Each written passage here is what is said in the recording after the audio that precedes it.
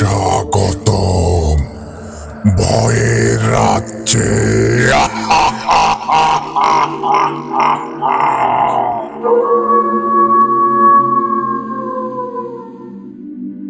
আসসালামু আলাইকুম guys, welcome to 5K special episode 2।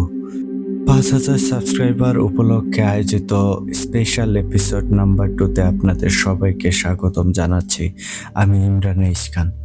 আজকে কিন্তু আপনারা শুনতে চলেছেন আমাদের সবার প্রিয় আরিফ ভাইয়ের লেখা।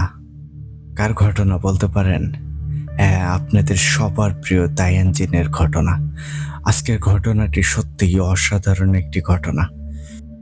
আশা করি আজকের রাতটি আপনাদের বেশ ভালো কাটতে চলেছে। তো মূল ঘটনায় চলে যাওয়ার আগে আপনাদেরকে বলবো, প্রথমত আপনাদের সবাইকে অসংখ্য ধন্যবাদ জানাচ্ছি। আপনাদের ভালোবাসার কারণেই কিন্তু আমাদের 5,000 সাবস্ক্রাইবার ডান হয়েছে। আশা করি এইভাবেই সবসময় আমাদের পাশে থাকবেন আর আমাদেরকে সাপোর্ট করে যাবেন। আর সেই সাথে বলবো, আপনারা যারা এখনো আমাদের চ্যানেলটিকে সাবস্ক্রাইব করেননি, দ্রুত সাবস্ক্রাইব করে ফেলুন এবং পাশে থাকা বেল আইকনটি অন করে রাখুন। এর ফলে কিন্তু আমাদের পরবর্তী সকল আপডেট সবার আগে আপনার কাছে পৌঁছে যাবে। আর আপনারাও যদি আমাদেরকে ঘটনা পাঠাতে চান, সেই ক্ষেত্রে কিন্তু 2টি বই আছে। প্রথমত আপনারা সরাসরি আমাদেরকে হোয়াটসঅ্যাপে নক দিতে পারেন, আর আমাদের হোয়াটসঅ্যাপ নাম্বারটি আমাদের ডেসক্রিপশন বক্সে অথবা কমেন্ট বক্সে প্রিন্ট আপ করা আছে। এছাড়াও আপনারা চাইলেই কিন্তু আমাদেরকে ইমেলের মাধ্যমেও ঘটনা পাঠাতে পারেন। আর আমাদের ইমেল অ্যাড্রেসটি হচ্ছে bhutadda.stories@gmail.com। আপনাদের জানা শোনা সেরা ভয়ঙ্কর ঘটনাগুলো আমাদেরকে লিখে কিংবা ভয়েস ক্লিপ আকারে পাঠিয়ে দিতে পারেন।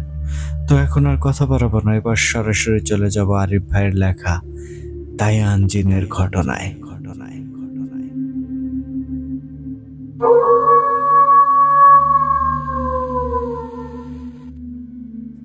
ঘটনাটি আমাকে ঠিক যেইভাবে লিখে পাঠিয়েছেন, আমি চেষ্টা করছি ঠিক সেভাবেই আপনাদের মাঝে উপস্থাপন করতে। লিখছেন, আসসালামু আলাইকুম প্রিয় দর্শক শ্রোতা, সকলে কেমন আছেন? আশা করি আপনারা সবাই অনেক বেশি ভালো আছেন। এর আগে 5,000 স্পেশালে শুনেছেন সকলের অতি আগ্রহের কেন্দ্রবিন্দুর ঘটনা কাভারিজ 2.0। আর আজ শুনতে চলেছেন আপনার আমার সকলের পছন্দের বিগেস্ট ধামাকা দায়ান জিনের ঘটনা। জি প্রিয় দর্শক শ্রোতা, আজকের ঘটনাটি আপনাদের আবারও জানান দেবে দায়ান কে। তো দর্শক শ্রোতা, আগে আমার পরিচয় দিয়ে নেই। আমি আপনাদের প্রাণের ভূত আড্ডার একজন অ্যাডমিন, সেই সাথে স্টোরি রাইটার আরিফ বলছি। আজ আপনারা শুনতে চলেছেন আমার পক্ষ থেকে 5,000 স্পেশালের দ্বিতীয় ধামাকা। আজকে দায়ানের এক ভিন্ন রূপ আপনাদের সামনে প্রদর্শন হতে চলেছে। ভয়ের জগতের প্রাণপ্রিয় দর্শক শ্রোতা, আজকের ঘটনাটি শোনার আগে অবশ্যই ঘরের আলো নিভিয়ে নিন, কানে ইয়ারফোন লাগিয়ে নিন আর নিশ্চুপভাবে অনুভব করুন দায়ানকে। আজ আপনারা শুনতে চলেছেন আহমেদ হুজুর ও দায়ান জিনের সাথে এক ভয়ঙ্কর জান্নান জিনের গোত্রের সাথে ঘটে যাওয়া এক ভয়ঙ্কর অধ্যায়। তো বেশি কথা না বলে আপনাদের সময় নষ্ট না করে চলে যাচ্ছি মূল ঘটনার মাঝে। বলছি আহমেদ হুজুরের ভাষায়।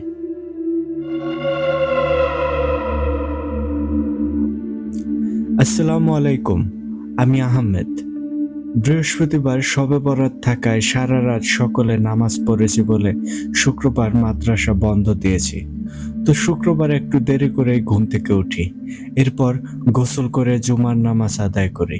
এরপর একা একা থাকার চেয়ে ভাবলাম খালার বাড়ি যেয়ে একটু বেরিয়ে আসি, সাথে খালাতো ভাইয়ের সাথে দেখা হবে আর খালার কবরটাও জিয়ারত করা হবে। তো যেই কথা সেই কাজ, আমি জুমার নামাজের পর চলে যাই খালাদের বাড়ির উদ্দেশ্যে। আর 1-1.5 ঘন্টার মাঝেই আমি সেখানে যেয়ে পৌঁছে যাই। তখন আমার খালাতো ভাই রিপন আমাকে দেখে ভীষণ খুশি হয়। সেই সময় আমি আমার খালাতো ভাইকে বলি, কি ব্যাপার রিপন, কেমন আছো তুমি? তখন রিপন বলে, এই তো ভাইয়া ভালো আছি, আপনি কেমন আছেন? তখন আমি বলি, আল্লাহ অনেক ভালো রেখেছে, শুধু বাবা মাকে অনেক মনে পড়ে। তখন রিপন বলে, কি আর করার ভাইয়া, আল্লাহ পাক আমাদের নসিবে বাবা মায়ের আদর যত্ন রাখেনি, তাই হয়তো এত তাড়াতাড়ি আমরা বাবা মা হারা হয়েছি। তখন আমি বলি, সবই আল্লাহর ইচ্ছা। তখন রিপন বলে, ভাইজান, এবার একটা বিয়ে করে ফেলেন, অন্তত একটা বাচ্চা হলে তাকে দেখলে আপনার কষ্ট কিছুটা হলেও কমবে।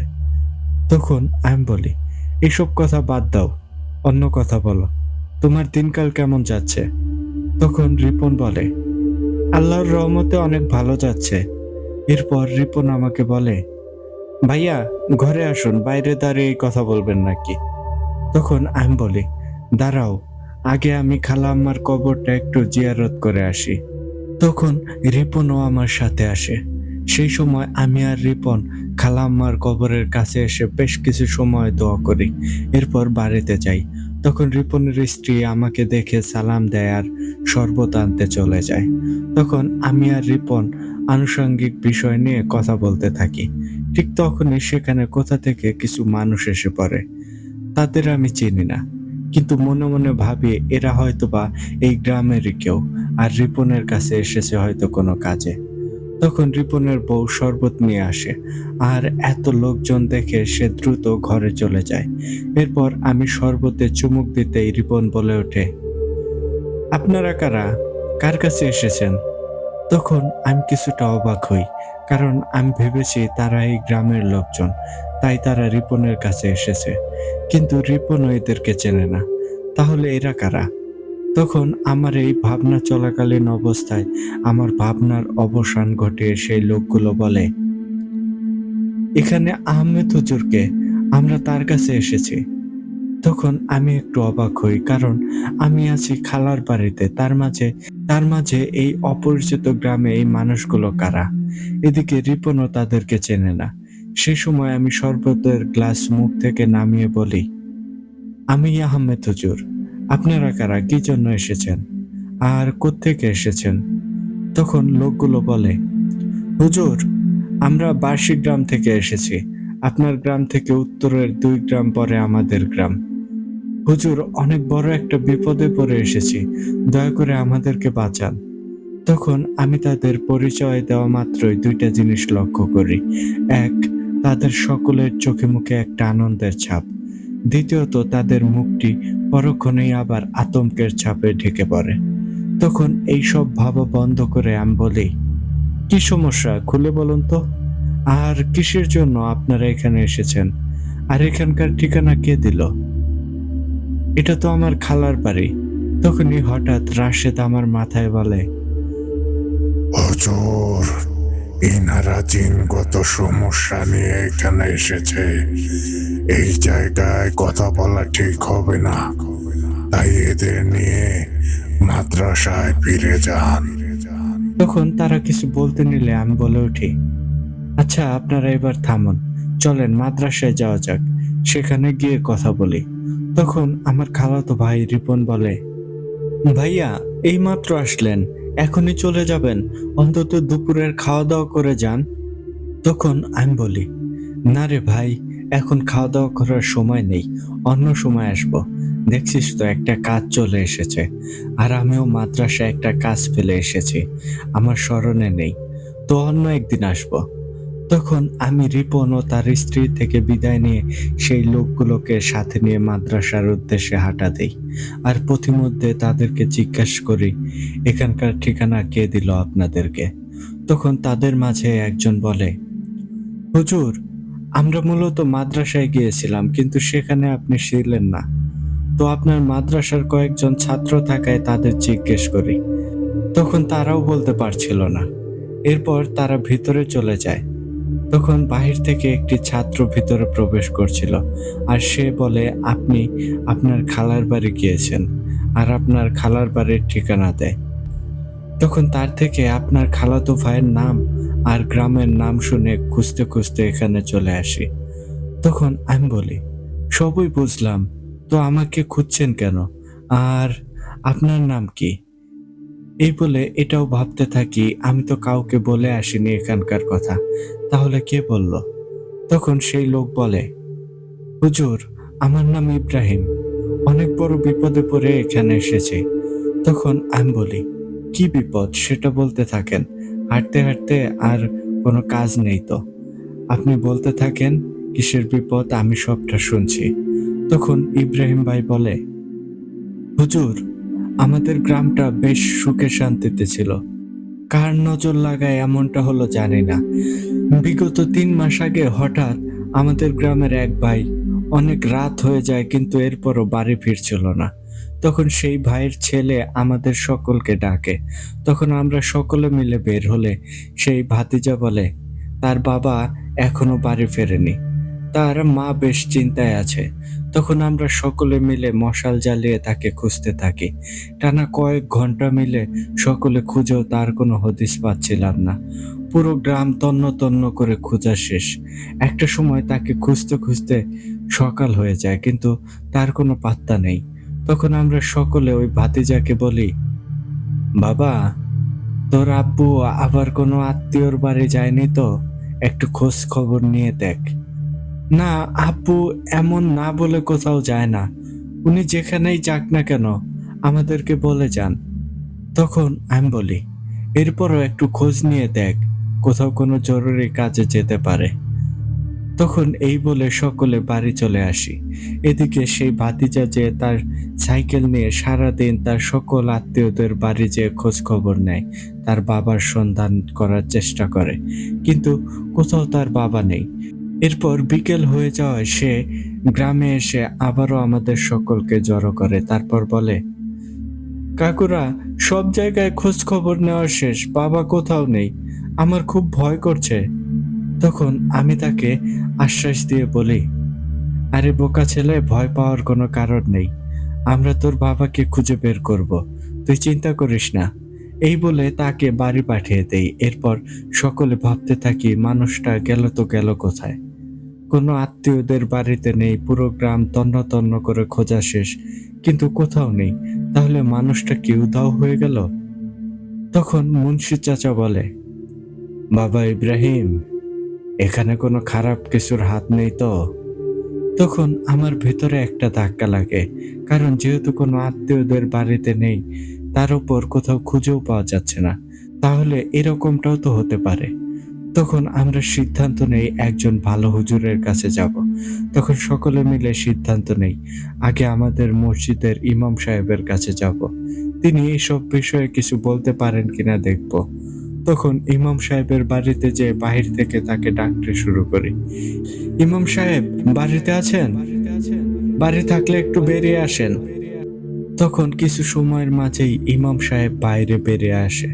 তখন আমি তাকে সালাম দিয়ে বলি, ইমাম সাহেব, আমাদের আজমল ভাইকে পাওয়া যাচ্ছে না, অনেক খোঁজাখুঁজি করলাম, সাথে সকল আত্মীয় স্বজনদের বাড়িও খোঁজ নেওয়া শেষ, কিন্তু আজমল ভাইয়ের কোনো খোঁজ মিলছে না।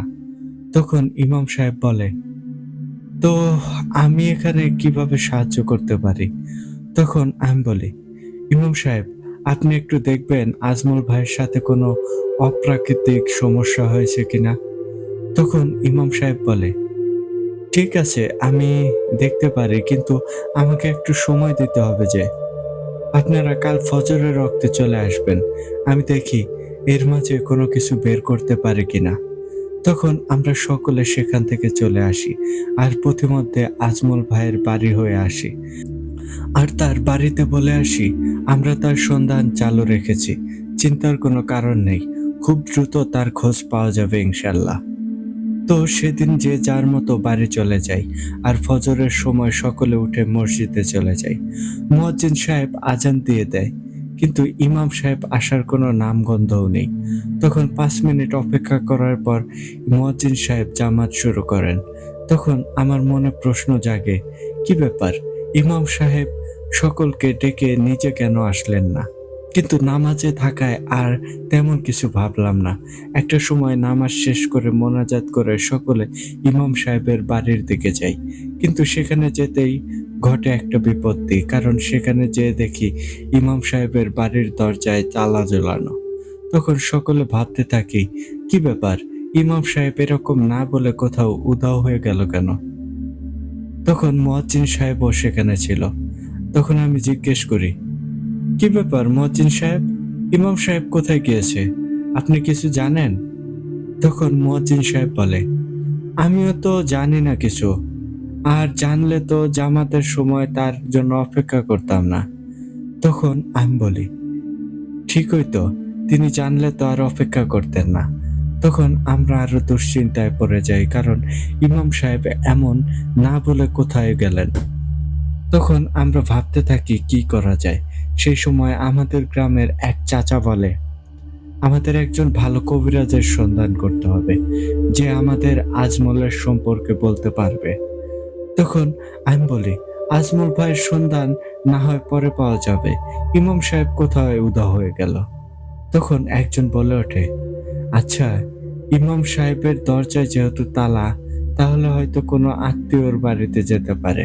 আর এমনও হতে পারে ইমাম সাহেবের আত্মীয়দের কারো কোনো দুর্ঘটনা হয়েছে, তাই না বলে চলে গিয়েছে। আমাদের দরকার আজমল ভাইকে খুঁজে বের করা।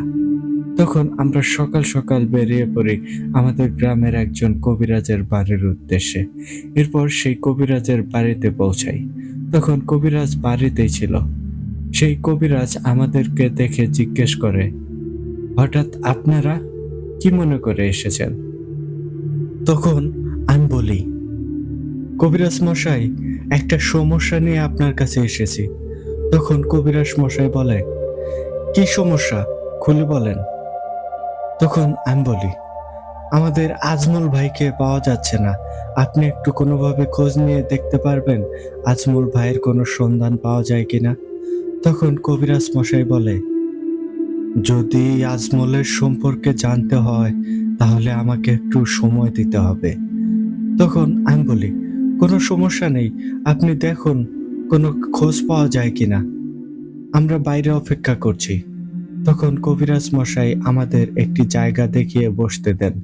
সে সময় আমরা ওখানে বসে অপেক্ষা করতে থাকি। কিছু সময় পর কবিরাজ মশাই ঘর থেকে বেরিয়ে আসেন। তখন আমরা সকলে দেখতে পাই কবিরাজ মশাইয়ের চেহারায় একটা আতঙ্কের ছাপ। মনে হয় সে কিছু একটা দেখে ভীষণ ভয় পেয়েছে। তখন আমি বলি, কি ব্যাপার কবিরাজ মশাই, আপনাকে এমন বিচলিত দেখাচ্ছে কেন? আর আজমল ভাইয়ের ব্যাপারে কিছু জানতে পারলেন?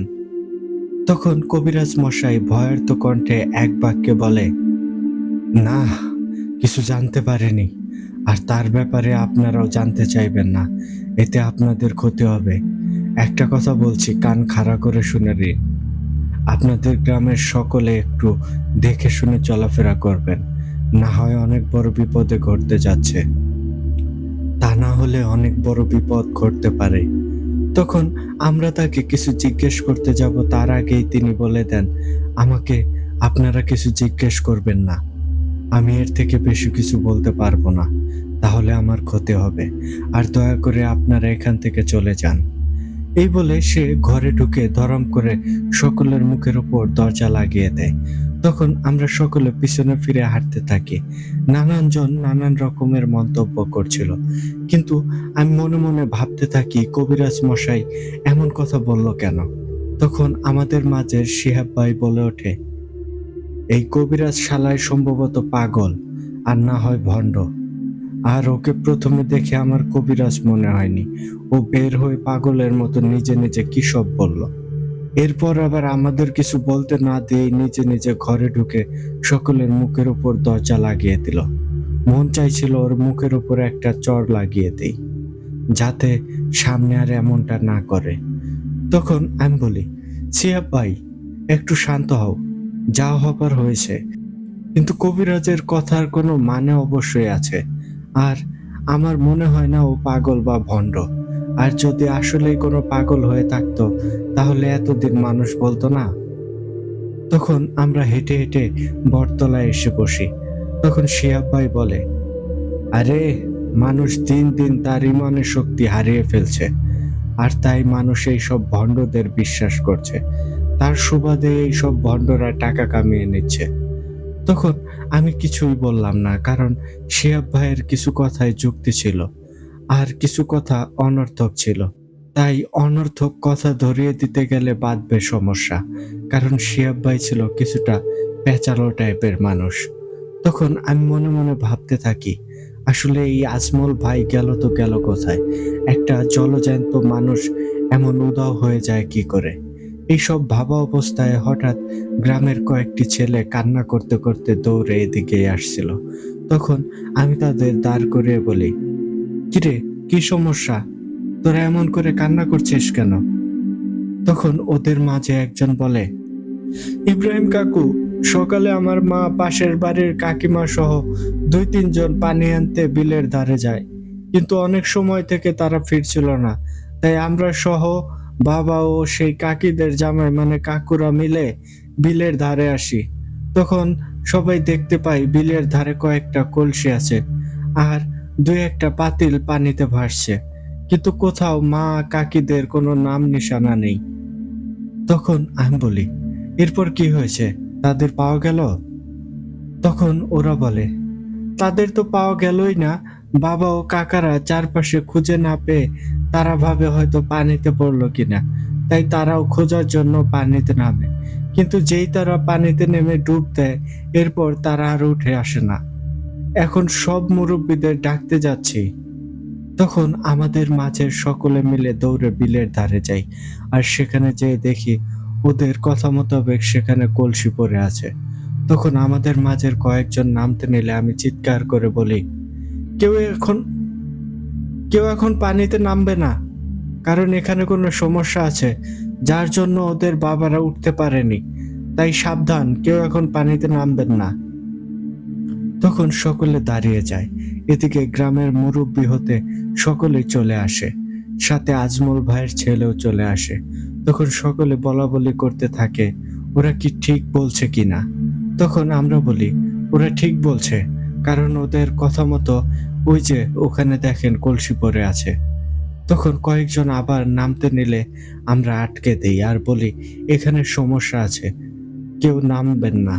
তখন দূর থেকে আজমল ভাইয়ের ছেলে বলে, তাহলে বাবাও এখানেই থাকতে পারে, কারণ বাবা কাজ সেরে প্রতিদিন সন্ধ্যা হলে বিলে এসে হাত পা ধুয়ে বাড়ি ফেরে। এই বলে কিছু বুঝে ওঠার আগেই সে পানিতে ঝাঁপ দেয়। তখন সে ঝাঁপ দিয়ে পানিতে নামার পর যেই ডুবটি ঝাঁপের সাথে খেয়েছে, সেই ডুবের পর আর সে পানি থেকে উঠছিল না। তখন কয়েকজন মনে করে হয়তোবা ডুব দিয়ে খুঁজছে, কিন্তু 10 মিনিট পেরিয়ে গেলেও আজমল ভাইয়ের ছেলে আর উঠে আসে না। তখন আজমল ভাইয়ের স্ত্রী ও মেয়ে বিলাপ করে কান্না শুরু করে দেয়, আর তারাও পানিতে নামতে যায়, কিন্তু আমরা সকলে তাদের আটকে দেই। এরকম পরিষ্কার পানির মাঝে ডুব দিতেই এই মানুষগুলো কোথাও উধাও হয়ে যাচ্ছে কেন, আর দিনে দুপুরে এসব কি হচ্ছে? তখন আমাদের গ্রামের মোড়ল কাকা বলে, এখানে কোনো খারাপ কিছুর আবির্ভাব ঘটেছে, আমাদের একজন ভালো মানের ওঝা বা কবিরাজ ডাকতে হবে।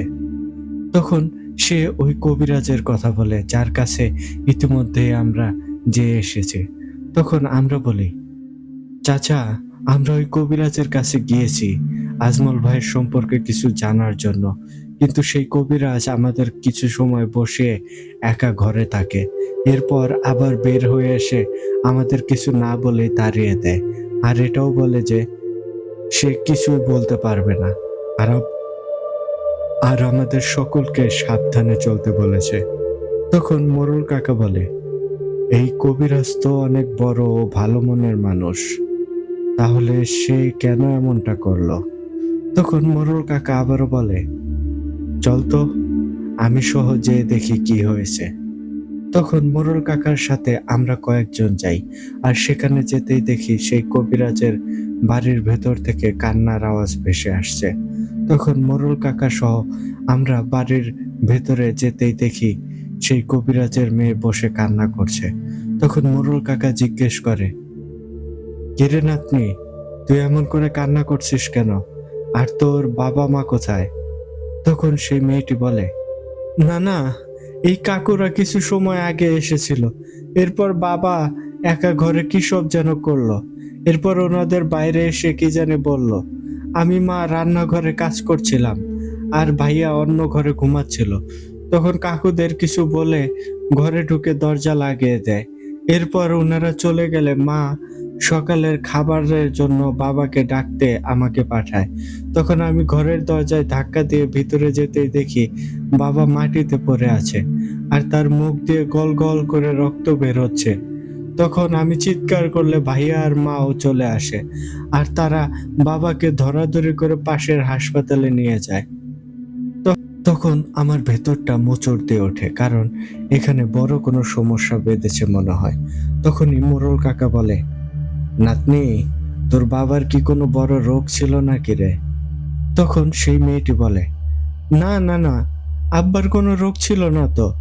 তখন আমি মোড়ল কাকাকে একটু পাশে ডেকে বলি, কাকা, আপনি কি বুঝতেছেন জানি না, কিন্তু এখানে বিশাল বড় এক সমস্যা বেঁধেছে। আর ওই কবিরাজ আমাদের বলেছে সে বেশি কিছু বলতে পারবে না, আর যদি বলে তাহলে তার প্রাণ যাবে।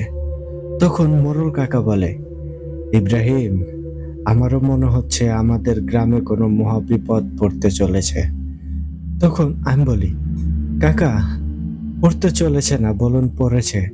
তখন মোড়ল কাকা সহ আমরা সকলে সেখান থেকে বেরিয়ে আসি।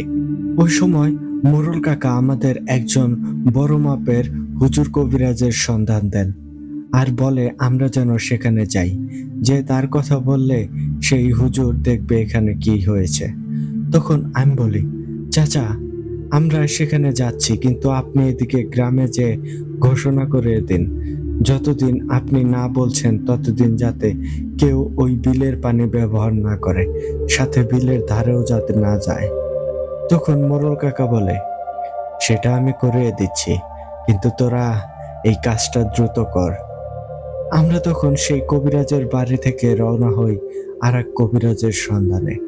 আর অনেক সময় পেরিয়ে আমরা পরের গ্রামে সেই কবিরাজের বাড়িতে যাই।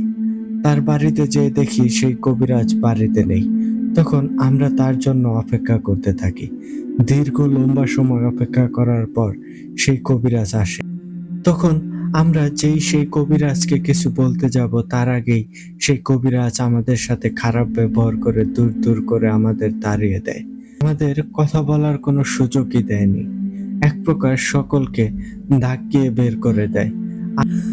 আর বের করা অবস্থায় সে একটা কথা বলেছিল।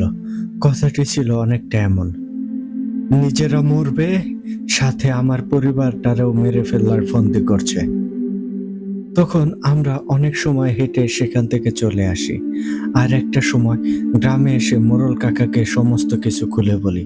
তখন মোড়ল কাকা চুপ হয়ে কিছু একটা ভাবতে থাকে।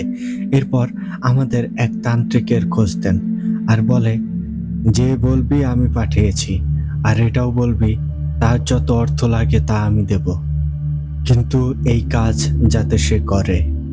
তখন আমি বলি, কাকা, আপনার কথা মতো আগে একজনের কাছে গিয়েছিলাম, সে যা তা ব্যবহার করে তাড়িয়ে দিল। এবার উনি কি ব্যবহার করবে আল্লাহ পাকই ভালো জানেন। তখন মোড়ল কাকা বলে, দেখ, আমার বয়স বেশি, তাই তোদের থেকে অভিজ্ঞতাটাও বেশি। সেই মোতাবেক আমার ধারণা থেকে বলছি, আমাদের গ্রামে অজানা এক ভয়ঙ্কর কিছুর পালা পড়েছে, আর তাই ওই কবিরাজ হয়তো সেটা করতে চায়নি, তাই সে তোদের এমন করে তাড়িয়ে দিয়েছে। কিন্তু এই তান্ত্রিক অর্থের বিনিময়ে সব কাজই করে থাকে, এ মানা করবে না, কিন্তু একটা বিষয় কোনো মতেই মাথায় ঢুকছে না। তখন আমি বলি, কি বিষয় কাকা? তখন মোড়ল কাকা কথাটি উড়িয়ে দিয়ে বলে, না, তেমন কিছু না, যা বলছি তা কর। তখন আমার একটা সন্দেহ মোড়ল কাকার উপর আসে। সেই সময় থেকে আমি তাকে চোখে চোখে রাখতে শুরু করি। এদিকে তার কথা মতো চলে যাই সেই তান্ত্রিকের বাড়িতে। তান্ত্রিকের তান্ত্রিকের বাড়ি পরের গ্রামে থাকায় সেই তান্ত্রিকের কাছেই যাই। তখন সেই তান্ত্রিক চোখ বন্ধ করে বলে, তোরা এসে পড়েছিস, আয় এখানে বস।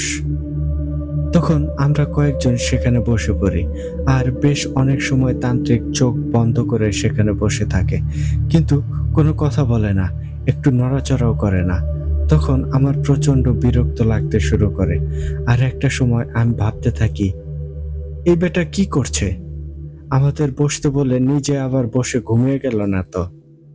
তখনই সেই তান্ত্রিক ভয়ঙ্কর ভাবে হেসে ওঠে, আর চোখ খুলে আমাদের দিকে বড় বড় চোখ করে তাকায়, আর বলে, সামনের মানুষকে কিছু বলার আগে 1000 বার ভেবে কথা বলবি, নয়তো জিভ বা টেনে কুকুর দিয়ে খাওয়াবো। তখন আমি কিছুটা ভয় পাই, কারণ এই বেটা আমার মনে বলা কথা জানলো কি করে। তখন আবার সেই তান্ত্রিক বলে, এমনি এমনি এখানে বসিনি, অনেক কাঠখড়ি পুড়িয়ে এখানে বসেছি। আর কোনো কথা বলবি না, এখন বাড়ি যা। আর তোর মোড়লকে বলবি 1,01,000 টাকা তৈরি রাখতে, আমি রাতে সেখানে আসব। তখন আমি ভয়ে সেখান থেকে উঠে পড়ি আর সেখান থেকে গ্রামের উদ্দেশ্যে হাঁটা দিই। গ্রামে ফিরতে ফিরতে তখন অনেক রাত হয়ে যায়। এরপর মোড়ল কাকাকে যে তান্ত্রিকের বলা কথা বলি আর এটাও বলি, এই বেটা 1,01,000 টাকা যেইভাবে চাইলো, মনে হয় মুড়ির মোয়া। প্রিয় দর্শক শ্রোতা, ঘটনার মাঝে একটি কথা বলি, ওই সময়কার 1,00,000 টাকা মানে এখনকার সময় 10 লক্ষ টাকার সমান। সুতরাং সকলে আবার মনে করবেন না মাত্র 1,00,000 টাকাই তো চেয়েছে। চলেন আবার ঘটনায় চলে যাই। তখন মোড়ল কাকা বলে, আচ্ছা সেটা দেখছি, এখন তোরা বাড়ি চলে যা, রাত অনেক হয়েছে, সারাদিন এদিক সেদিক দৌড়েছিস, এখন যে বিশ্রাম নে, দেখি সেই তান্ত্রিক আসলে কি বলে আর কি করে, সবটা তোদের ও গ্রামবাসীদের সকালে জানাবো। তখন মোড়ল কাকার প্রতি একটা সন্দেহ থাকায় আমি বলি, কাকা সকলে যাক, আমি আজ আপনার সাথেই থাকি। এরপর আমি সকলকে বলি, এই তোরা বাড়ি চলে যা। তখন কয়েকজন বলে আমরাও থাকবো, আবার কয়েকজন বাড়ি চলে যাওয়ার জন্য রওনা হয়। তখন মোড়ল কাকা আমাদেরও চলে যেতে বলে, কিন্তু আমরা যেতে চাইছিলাম না। তখন একটা সময় যেই কয়েকজন বাড়ি যাওয়ার জন্য রওনা দিয়েছিল, তারা কিছু সময়ের মাঝেই দৌড়ে আবার এখানে উপস্থিত হয়। আর দৌড়ে আসায় তারা বেশ হাঁপাচ্ছিল। তখন আমরা জিজ্ঞেস করি, কি ব্যাপার, তোরা তো বাড়ি যাচ্ছিলি, তাহলে আবার এখানে ফিরে আসলি কেন? তখন ওরা হাঁপাতে হাঁপাতে বলে, সর্বনাশ, সর্বনাশ হয়ে গেছে। আমরা এখান থেকে বেরিয়ে বাড়ি যাচ্ছিলাম, আর যাওয়ার পথে বিলের ধারে আমরা রাতের চাঁদের আলোয় দেখতে পাই দূরে আজমল ভাইয়ের মেয়ে ও তার স্ত্রী সেই বিলের ধারে দাঁড়িয়ে, আর তারা পানির দিকে তাকিয়ে। তখন আমরা দূর থেকে তাদেরকে ডাকতে থাকি আর তাদের দিকে এগিয়ে যাই। তখন আমরা তাদের কাছাকাছি চলেই গিয়েছিলাম।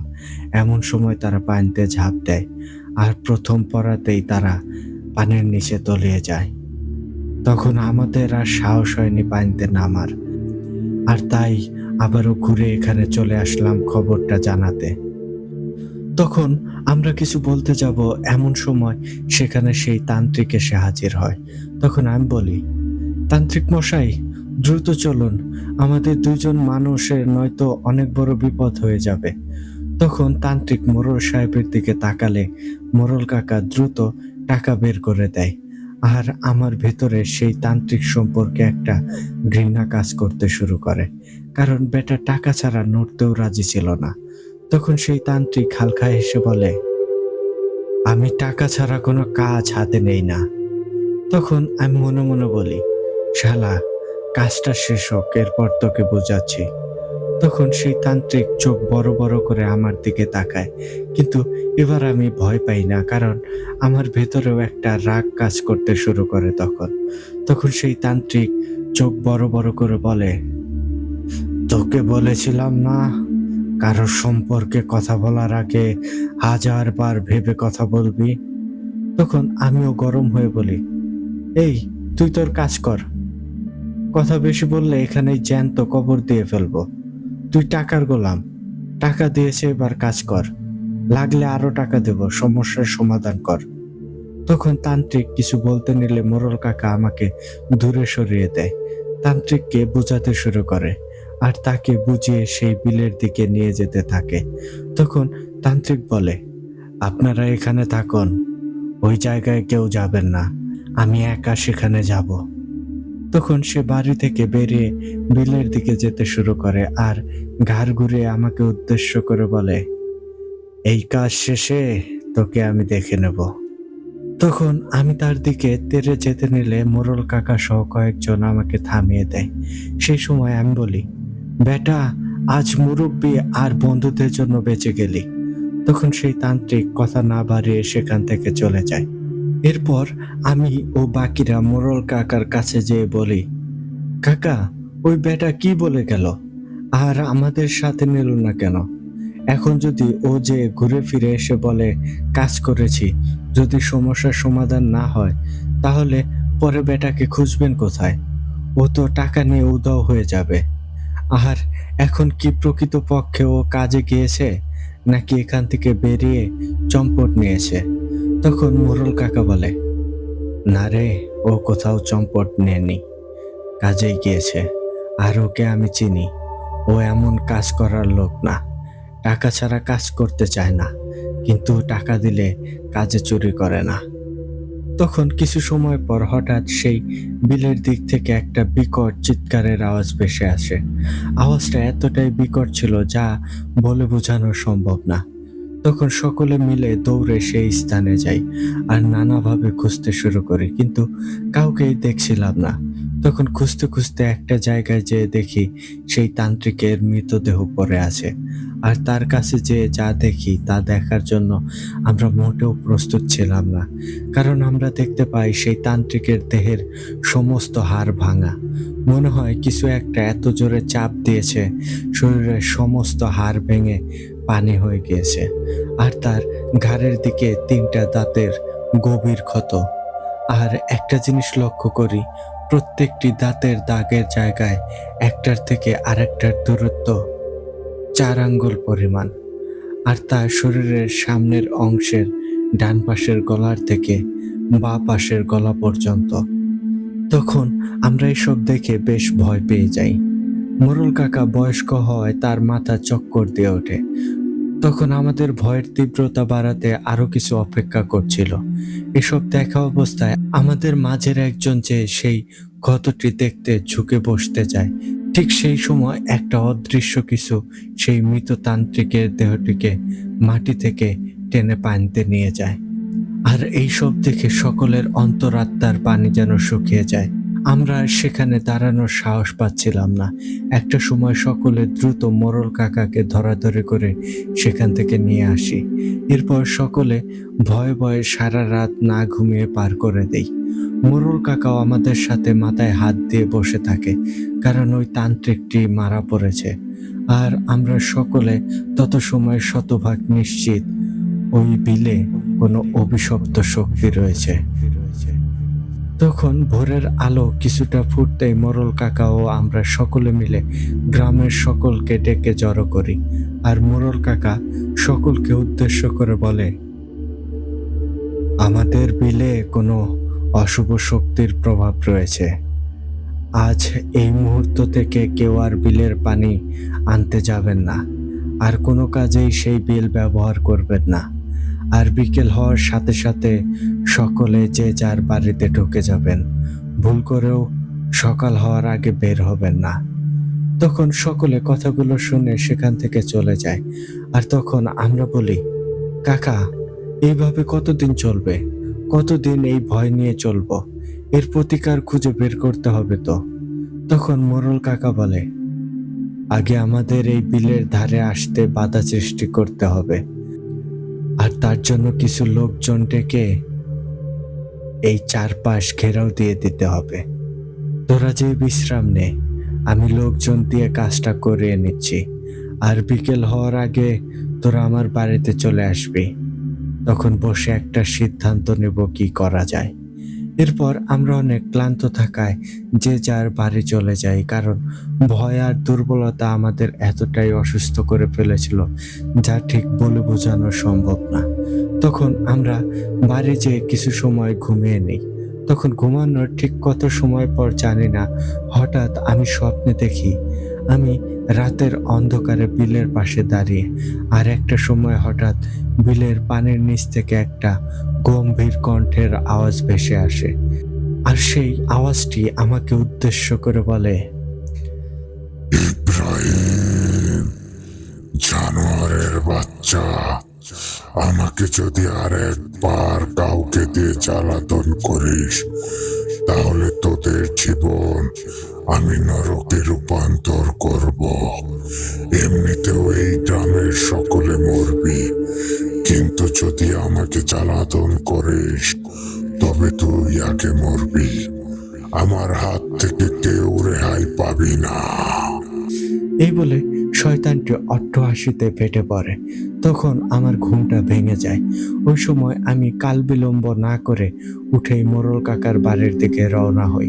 আর সেখানে যেতেই দেখি আমরা এত সময় যারা মিলে কবিরাজ বা ওই তান্ত্রিকদের কাছে গিয়েছিলাম তারা সকলেই সেখানে উপস্থিত। তখন আমার বাকি বন্ধু ও ছোট ভাইয়েরা বলে, তুই কি ঘুমানোর পর কিছু দেখেছিস? তখন আমি বলি, তোরাও তাহলে স্বপ্ন দেখেছিস? তখন ওরা বলে, আমরাও সেই ভয়ানক স্বপ্ন দেখেছি। বিলের নিচ থেকে একটা ভয়ঙ্কর কণ্ঠ আমাদেরকে হুঁশিয়ারি দিচ্ছে। তখন মোরল কাকা সব শুনে একটু দুশ্চিন্তায় পড়ে যান। তখন আমরা বলি, কাকা এখন কি করা যায়? তখন মোরল কাকা বলে, বাবা রে, আমিও ভাবছি এখন কি করব, কারণ আমিও কোনো দিক বেদিক দেখছি না। তখন আমি বলি, কাকা ওইখানে যেই শয়তান আছে সে আমাদের হুমকি দিয়েছে, কিন্তু এর জন্য আমরা চুপ মেরে বসে থাকতে পারি না। আর চুপ মেরে থাকলেও আমাদের সকলকে মরতে হবে। তার চেয়ে ভালো আমরা দেখি না কোনো সমাধান বের করতে পারি কিনা। তখন মোরল কাকা বলে, তোমরা যেটা ভালো মনে করো সেটাই করো, আমার সাহায্য থাকবে। কিন্তু আমি আর কোনো ভালো কবিরাজ বা কাউকে চিনি না। যাদের চিনতাম তাদের সকলের খোঁজই দিলাম। বাকিটা এখন তোমরা দেখো। এখন তোমরা কি করে কি করবে সেটা ভেবে দেখো। আর যাই করো না কেন খুব সাবধান। তখন আমরা সিদ্ধান্ত নেই আমরা দুই দলে বিভক্ত হব। আর এক দল উত্তরের দিকে যাব, আর এক দল দক্ষিণের দিকে যাব। আর প্রত্যেক গ্রামে যে সেখানকার সকল হুজুর কবিরাজ বা তান্ত্রিক যা আসে সকলের সাথে যে দেখা করব আর সবকিছু খুলে বলবো।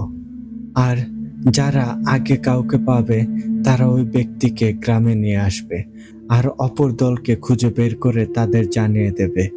তখন সকলে রাজি হয়। আমরা দুই দলে বিভক্ত হয়ে সেই মুহূর্তেই বেরিয়ে পড়ি। আর মোরল কাকাকে বলি আমাদের ঘরে জানিয়ে দিতে আমরা এই সমস্যার সমাধানের জন্য ভালো হুজুর কবিরাজ খুঁজতে বেরিয়েছি। তখন মোরল কাকা বলে, সেটা নিয়ে চিন্তা করতে হবে না, আমি সকলের পরিবারে জানিয়ে দেব। তখন আমরা বেরিয়ে পড়ি আর একে একে ঘুরতে থাকি। এরকম করে আমাদের আরেক দল আপনাদের গ্রামেও আসে, কিন্তু আপনার খোঁজ তারা পায়নি তখন। তো একে একে খুঁজে আমরা একের পর এক হুজুর কবিরাজ তান্ত্রিকের কাছে যাই, কিন্তু সকলেই আমাদের সমস্যা শুনে কিছু সময় পর দূর দূর করে তাড়িয়ে দেয়। কেউ কেউ আমাদের সমস্যা শোনার আগেই তাড়িয়ে দিয়েছিল, কেউ তো তাদের আঙিনায় উঠতে দেয়নি। এভাবে 1 মাস আমরা পথে ধারে ভিখারির মতো ঘুরতে থাকি। নাওয়া খাওয়া বাদ দিয়ে পথের ধারে রাত পার করেছি। এরপর ক্লান্ত হয়ে নিজ গ্রামে চলে আসি। তখন গ্রামে ফেরার পর সকলে আমাদের দেখে চিনতেই পারছিল না, কারণ আমাদের অবস্থা এতটাই করুণ ছিল। তখন মোরল কাকা বলে, আমি তো ভেবেছিলাম তোরা আবার মারা পড়লি কিনা। তখন আমরা বলি, কাকা কি বিপদে পড়েছি আল্লাহ পাকই ভালো জানে। এত এত মানুষের কাছে গেলাম, কিন্তু কেউ আমাদের কোনো সাহায্য করলো না, বরং কুকুর বিড়ালের মতো তাড়িয়ে দিয়েছে। তখন মোরল কাকা বলে, বাবা রে, তোরা তো গ্রামে ছিলি না। এক রাতে গ্রামে না হলেও 10-15টা ছোট বাচ্চা মারা পড়েছে। সকল লোক ঘুমিয়েছে, কিন্তু সকালে উঠে দেখে কারো বউ নেই, কারো স্বামী নেই, আবার কারো ঘরের মুরব্বি নেই। তখন আমি বলি, কি করে এমনটা হলো? তখন মোরল কাকা বলে, কাটা গাছের ডালপালা দিয়ে বিল ঘিরে দিয়েছি, আর সেই সকল কর্মচারীদের সন্তানরা এক রাতে মারা গিয়েছে। এরপর থেকে বাকিরা মারা পড়তে শুরু করে। তখন এইসব শুনে আমরা আরো ভেঙে পড়ি। কি করব কিছুই বুঝতে পারছিলাম না, আর যে যার মতো বাড়ি চলে যাই। আর এভাবেই রাত হলে সকলে যে যার বাড়িতে জাগ্রত থাকতে শুরু করি, যাতে কারো কোনো প্রিয় মানুষ না হারিয়ে যায়। কিন্তু এরপরও কেউ না কেউ কোনোভাবে হারাতে শুরু করে। সেটা কোথায় যাচ্ছিল তা সকলে জানতাম, কিন্তু কিছুই করার ছিল না আমাদের। একটা সময় সিদ্ধান্ত নেই সকলে মিলে রাতে পাহারা দেব, কিন্তু তাতেও বিপত্তি ঘটে, কারণ কয়েকজন রাজি ছিল, আবার কয়েকজন রাজি ছিল না। আর অল্প থাকায় আমাদের পরিবারের লোকজন, বাচ্চারাও আমাদের যেতে দেয়নি। আর এভাবেই কেটে যায় আরো ১.৫ মাস। আর তারপর থেকে এই মৃত্যু খেলা আরো ভয়ঙ্কর হতে শুরু করে।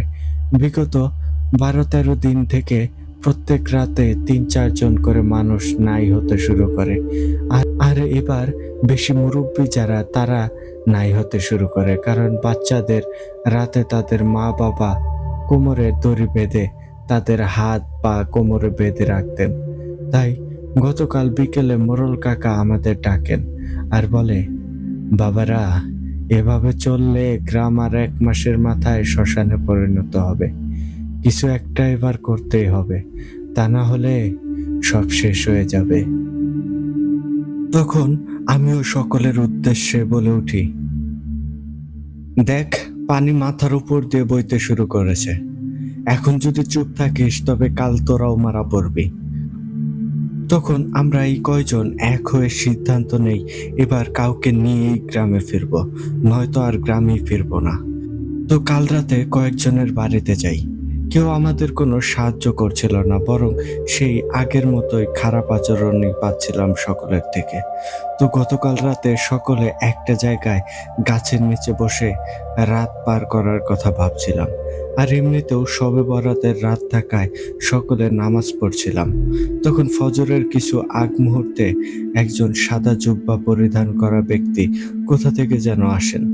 তার চেহারা দেখা যাচ্ছিল না, আর সে কিছুটা দূরে দাঁড়িয়ে বলে, তোমরা যে সমস্যা নিয়ে ঘুরছো তা একমাত্র আহমেদ হুজুরই সমাধান করতে পারবেন, তার কাছে যাও। তখন আমরা তাকে বলি, আপনি কে? আর আপনার পরিচয় কি? আপনি কি জানেন আমরা কি বিপদে আছি? তখন সেই ব্যক্তি বলে, আপনাদের কি এসব জানা দরকার, নাকি সমস্যার সমাধান দরকার?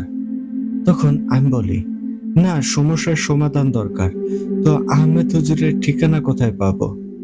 তখন সেই ব্যক্তি আপনার মাদ্রাসার কথা বলে, এরপর পিছনে ফিরে হাঁটতে শুরু করে। আর সে এত দ্রুত হেঁটে চলে যাচ্ছিল, আমরা কিছু বুঝে ওঠার আগেই সেই ব্যক্তি আমাদের চোখের আড়াল হয়ে যায়। এরপর আমরা মাদ্রাসায় যাই, সেখানে না পেয়ে আপনার ছাত্রদের থেকে জেনে এখানে আসি। তখন আমি আহমেদ বলি, সবই বুঝলাম, আর যা বলছেন এটা অনেক বড় সমস্যা। তখন ইব্রাহিম ভাই হঠাৎ আমি কিছু বুঝে ওঠার আগেই আমার পা জড়িয়ে ধরে আর বলে, হুজুর, আমাদের মানা করবেন না, দয়া করে আমাদের ফিরাবেন না, আপনি আমাদের শেষ ভরসা হুজুর। তখন আমি বলি, আরে আরে, আপনি এটা কি করছেন? আমার পা ছাড়ুন, এতে আল্লাহ নারাজ হবেন। তখন ইব্রাহিম ভাই কোনো মতেই আমার পা ছাড়ছিল না। তখন আমি বলি, ভাই, আল্লাহর রাস্তে আমাকে এইভাবে গুনার ভাগীদার বানাবেন না। সবকিছুর মালিক আল্লাহ। আপনারা আমাকে একটু সময় দিন, আমি বিষয়টা দেখছি। আমার সাধ্যের মধ্যে হলে অবশ্যই আমি এই কাজ করব। তখন ইব্রাহিম ভাই কান্না করে ফেলে আর বলে, হুজুর, আমাদের গ্রামের মানুষগুলোর দিকে একটু ভেবে হলেও এই কাজটা করুন। তখন আমরা মাদ্রাসার সামনে চলে আসি। ওই সময় আমি ইব্রাহিম ভাইয়ের কাঁধে হাত রেখে বলি, ভাই, আল্লাহ চাইলে আমি অবশ্যই এই কাজ করব। আপনারা সারা রাত বাইরে কাটিয়েছেন, খাওয়া দাওয়াও হয়নি। তো এখন মাদ্রাসায় খাওয়া দাওয়া করে কিছু সময় বিশ্রাম নিয়ে পরে গ্রামে ফিরে যান। এদিকে আমি একটু বিষয়টা ভালো করে পর্যালোচনা করি। তখন ইব্রাহিম ভাই রাজি হলেও তাদের মাঝে একজন বলে, না, এখন নয়। আর ইব্রাহিম ভাইকে বলে, আমাদের দেরি করে গ্রামে ফিরলে সমস্যা হতে পারে, তাই আমরা এখনই রওনা দিই। এখনো যেতে যেতে রাত হয়ে যাবে, তাই যত তাড়াতাড়ি যাওয়া যায়। তখন ইব্রাহিম ভাই বলে, আমাদের আর বাঁচা মরা, আমাদের চোখের সামনে ছোট ছোট বাচ্চারা, মুরব্বীরা মারা পড়ছে। এইসব দেখে আমরা আর বেঁচে নেই, আর শরীরও অনেক ক্লান্ত লাগছে।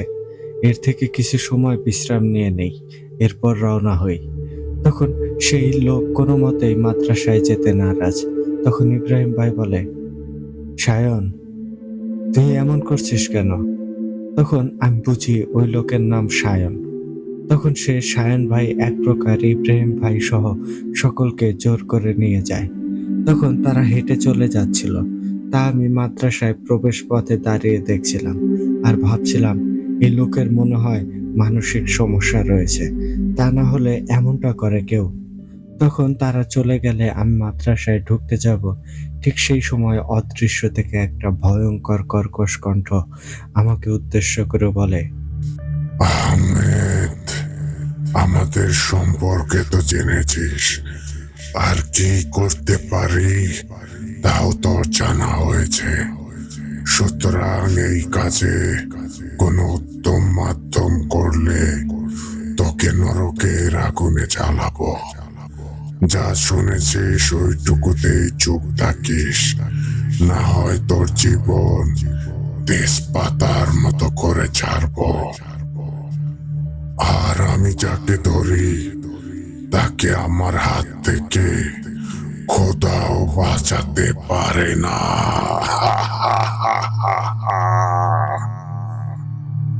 তখন আমি বলি, ঠিক আছে, সময় মতো জবাব দেব।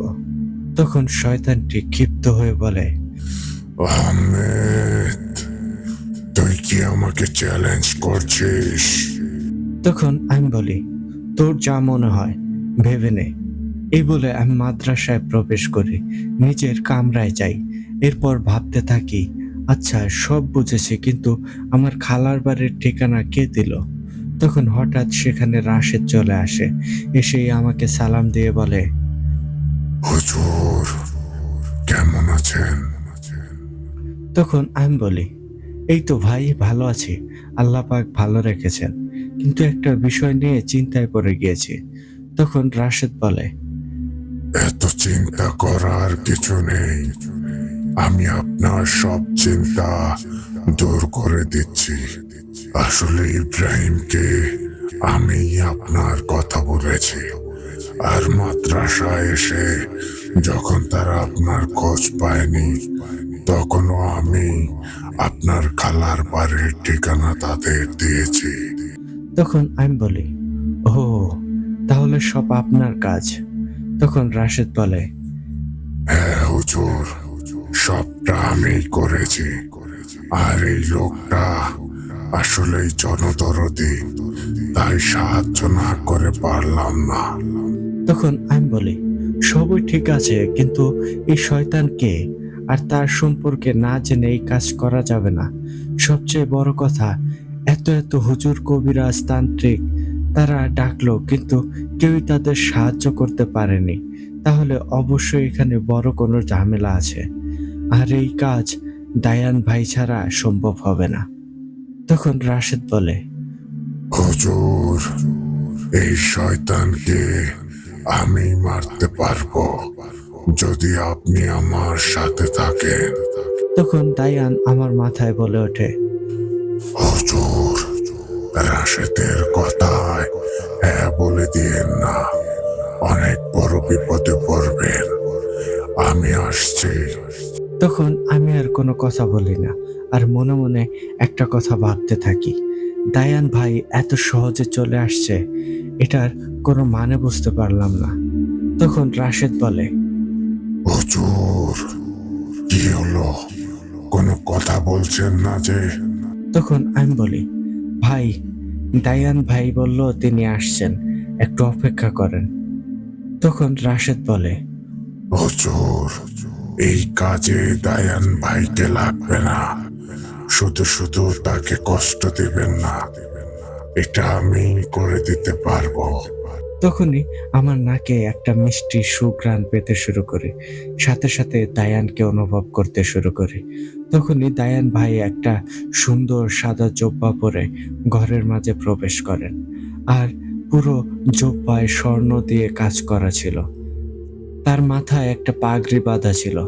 সেই পাগড়িতে একটা সুতা দ্বারা কাজ করা ছিল।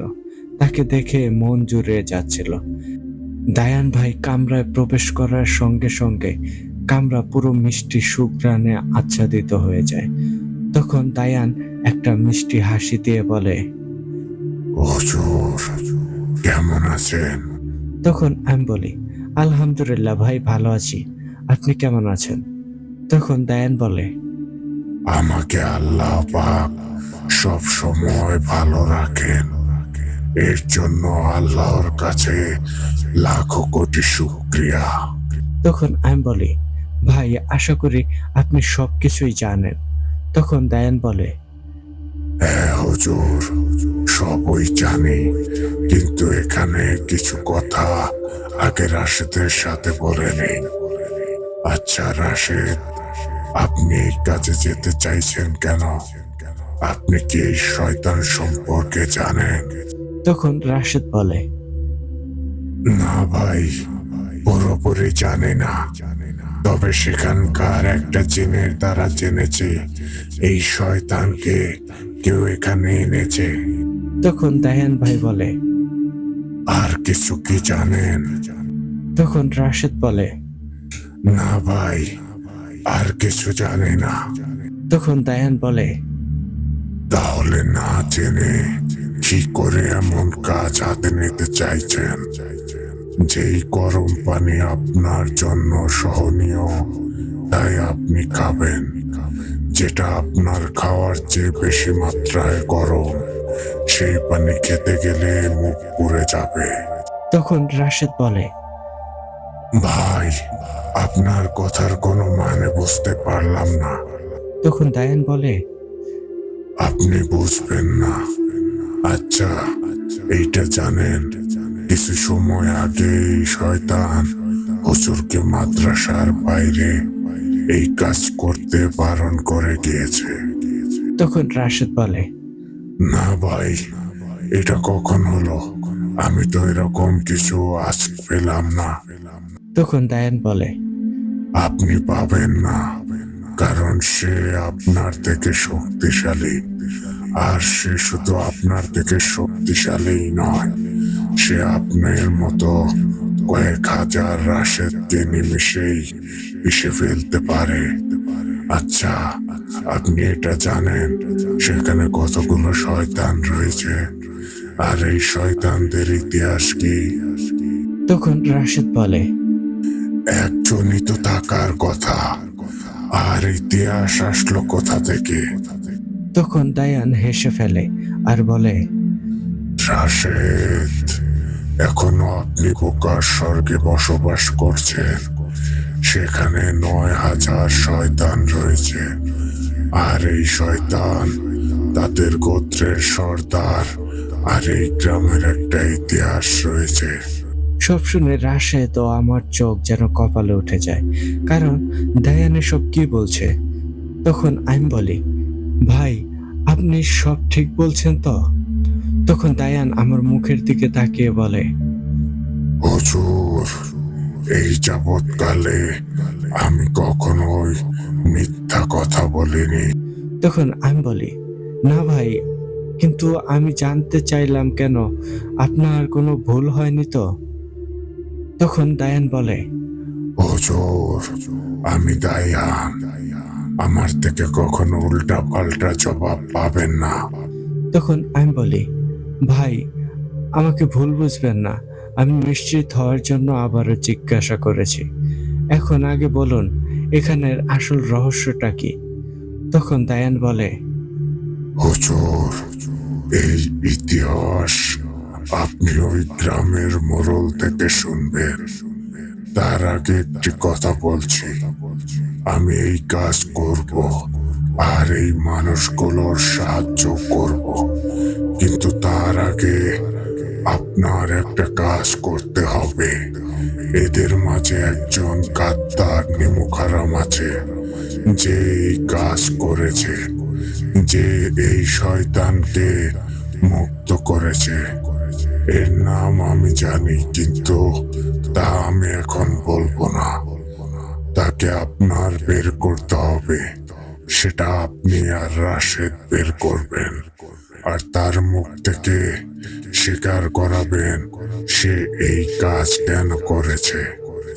এসব কেন করবেন তা পরে বলবো, কিন্তু এটা যদি বের করতে পারেন তাহলেই আমি এই কাজ করব। এই বলে দায়ান ভাই সেখান থেকে এরপর চালান দিয়ে চলে যায়। তখন আমি বলি, ভাই এইটা কি বলে গেল দায়ান ভাই? তখন রাশেদ বলে, হুজুর, আমারও তো মাথায় ঢুকলো না কিছু। তখন আমি বলি, সবই ঠিক আছে, নিমক হারামটাকে সেটা বের করতে হলে আগে আমাদের ওই গ্রামে যেতে হবে। তাই আর কাল বিলম্ব না করে চলেন সেখানে যাওয়া যাক। তখন আমি মাদ্রাসা থেকে বেরোতে নিলে দায়ান আমার মাথায় বলে, হুজুর, প্রথম ধাপেই ভুল করছেন। তখন আমি ভাবতে থাকি কি ভুল করলাম, এখনো তো বেরোতেই পারলাম না। তখন দায়ান আবারও বলে, হুজুর, এই কাজে বের হচ্ছেন, নিজের শরীর বন্ধ করবেন না। তখন আমি মনে মনে বলি, ভাই মাফ করবেন, তাড়াহুড়ো করতে গিয়ে মনে ছিল না। তখন আমি দায়ানের শিখানো দোয়া পরে শরীর বন্ধ করে নিই। তখন রাশেদ বলে, হুজুর, আমাদের দ্রুত এসব খুঁজে বের করতে হবে, আর একজন মানুষকেও মরতে দেওয়া যাবে না। রাহবারকে ডাকেন, আমাদের দ্রুত সেখানে যেতে হবে। আর আমি সেই মোড়লের বাড়ির সামনে মানুষের আকৃতিতে থাকব। তাদের বলবেন আমি আপনার ভাই, আমি এই কাজে আপনার সহযোগিতা করব। তখন আমি বলি, ঠিকই বলেছেন, আমাদের দ্রুত যেতে হবে।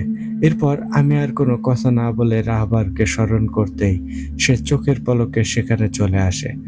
আর তখন আমি বিসমিল্লাহ বলে তার পিঠে চড়ে বসি, আর সেই মোড়লের বাড়ির কথা মনে মনে ভাবি। এরপর রাহবার ঝড়ের বেগে ছুটতে শুরু করে, আর কয়েক সেকেন্ডের মাঝেই সেই মোড়লের বাড়ির সামনে চলে আসে। তখনও রাশেদ সেখানে আসেনি। ওই সময় আমি রাশেদের জন্য অপেক্ষা করতে থাকি। তখন রাশেদও চলে আসে। সেই সময় আমি বলি, এত সময় লাগলো কেন? চলেন তাড়াতাড়ি যেতে হবে। তখন রাশেদ বলে, হুজুর, রাহবারের সাথে পাল্লা দিয়ে চলা সম্ভব না। আর ভিতরে যাবেন তার আগে কি জিজ্ঞেস করবেন তা ভেবেছেন? তখন আমি বলি, ভাবার কি আছে, মোড়লের কাছে জিজ্ঞেস করব তাদের এখানকার ইতিহাস, কারণ দায়ান ভাই তো বলেইছে ইতিহাস মোড়লের থেকে জেনে নিতে। তখন রাশেদ বলে, হুজুর, এমনি এমনি বলবে না সে। তখন আমি বলি, ভাই আপনি কি বলছেন? সে বলবে না কেন? আমরা কি বেকার তার থেকে গল্প শুনতে আসছি নাকি? আর আমরা তাদের গ্রামের সমস্যার সমাধানের জন্য এসেছি। তখন রাশেদ কিছু বলতে নিলে আমি তাকে আটকে দিয়ে বলি, ভাই এখানে কথা বলে সময় নষ্ট করা ঠিক হবে না, তাই আমাদের আগে ভিতরে যাওয়া উচিত। তখন রাশেদ আর কথা বলে না, আর মুহূর্তেই নিজের বেশ বদলে একটা সুন্দর যুবকের রূপ নেয়। এরপর আমরা সেই বাড়িতে প্রবেশ করি, আর ভেতরে ঢুকতেই দেখি সেখানে ইব্রাহিম ভাই ও সায়ন ভাই সহ বাকিরা কাঠের চেয়ারে বসে আছে, আর সামনে মাথায় হাত দিয়ে সেই মোড়ল বসা। তখন আমি সেইখানে যে গলায় শব্দ করতেই সকলে আমার দিকে তাকায়। তখন ইব্রাহিম ভাই আমাকে দেখে বলে, হুজুর আপনি এসেছেন? আমরাই তো মাত্র কিছু সময় আগে পৌঁছালাম, তাহলে আপনিও কি আমাদের পেছনেই রওনা দিয়েছিলেন নাকি? তখন আমি বলি, ভাই এইসব কথা বলার সময় নেই, আমি কাজ করতে এসেছি, আপনার সাথে কথা বলবো অন্য সময়। তখন ইব্রাহিম ভাইকে জিজ্ঞেস করি, ভাই আপনাদের মোড়লকে? এইটা বলার কারণ আমি তখনও তাকে চিনতাম না। তখন ইব্রাহিম ভাই আমাকে মাথায় হাত দেওয়া মোটামুটি বয়স্ক একজন লোককে দেখিয়ে বলে, ইনি আমাদের মোড়ল কাকা। তখন আমি তাকে সালাম দেই। এদিকে ইব্রাহিম ভাই বসার জন্য চেয়ারে গিয়ে দেয়। তখন আমি আর রাশেদ সেখানে বসে পড়ি। এরপর মোড়ল সাহেবকে জিজ্ঞেস করি, মোড়ল সাহেব আপনাদের এখানকার একটা ইতিহাস আছে, আমি শুধু এইটুকুই জানি, এখানকার একটা ইতিহাস আছে, কিন্তু তা কি এটা আমার অজানা। তাই এই সমস্যার সমাধান করতে হলে আমাকে এই ইতিহাস সম্পর্কে জানতে হবে। তাই আপনি যা জানেন দয়া করে আমাকে খুলে বলুন। কথাগুলো বলার পর আমি ভালো করে লক্ষ্য করি হঠাৎ কেন জানি মোড়ল সাহেবের চেহারাটা ফ্যাকাশে হয়ে গিয়েছে। তখন আমি বলি, কি ব্যাপার মোড়ল সাহেব, আপনি কথা বলছেন না কেন? তখন মোড়ল সাহেব একটা না জানার ভান ধরে বলে, কই, কিসের ইতিহাস? আপনি এইসব আজগুবি কথা কার থেকে শুনেছেন? তখন আমি বলি, মোড়ল সাহেব, আপনি ঠিকমতো কথা লুকাতে জানেন না। এটা আপনার একটা ভালো দিক।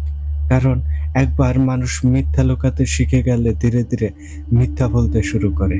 আর এভাবে সে এক ভয়ঙ্কর জঘন্য অপরাধের সাথে জড়িয়ে পড়ে। আর মৃত্যুর আগ পর্যন্ত এই অপরাধ থেকে সে বেরোতে পারে না। তাই দয়া করে সবটা খুলে বলুন। তখন মোড়ল সাহেব কিছু সময় চুপ করে থাকেন। তখন আমি বলি, দেখুন মোড়ল সাহেব, চুপ করে থাকলে সমস্যার সমাধান হবে না। আর আপনি আমাকে না বললে আমি এই কাজ করতেও পারবো না। এখানে অনেক কিছু রয়েছে। তখন আমার মুখ থেকে এই কথাগুলো শুনে সেখানে উপস্থিত ইব্রাহিম সহ বাকিরা বলতে শুরু করে, মোড়ল কাকা, হুজুর কি জিজ্ঞাসা করছে? তার কথার জবাব দিচ্ছেন না কেন? তখন মোড়ল সাহেব বলে, হুজুর, আমি ওই কথাগুলো বলতে পারবো না। এতে আমার গ্রামের লোকেরা সকলে মারা পড়বে। কারণ এই শয়তান যদি সেই শয়তান না হয়ে থাকে, তাহলে এর কথা কাউকে বলা মাত্রই এই শয়তান আটকে রাখা সমস্ত রক্ষাকারী তাবিজের বান কেটে যাবে। আর তখন আমাদের গ্রামের সকলেই মারা পড়বে। তখন আমি তার কথার কোনো মানেই বুঝছিলাম না। তখন আমি রাশেদের দিকে তাকিয়ে বলি, রাশেদ, আপনি কিছু বুঝেছেন? তখন রাশেদ বলে, হুজুর, সবটা কেমন মাথার উপর দিয়ে গেল। তখনই দায়ান আমার মাথায় বলে, হুজুর, আপনি শুধু এইটুকু বলেন যে আপনি সবটা খুলে বলুন, কোনো সমস্যা হবে না।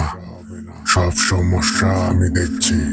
তখন আমি দায়ানের কথা মোতাবেক বলি, মোড়ল সাহেব, আপনি সবটা খুলে বলুন, কোনো সমস্যা হবে না। এটা নিশ্চয়তা আমি দিচ্ছি। যা হবে তা আমি দেখে নেব।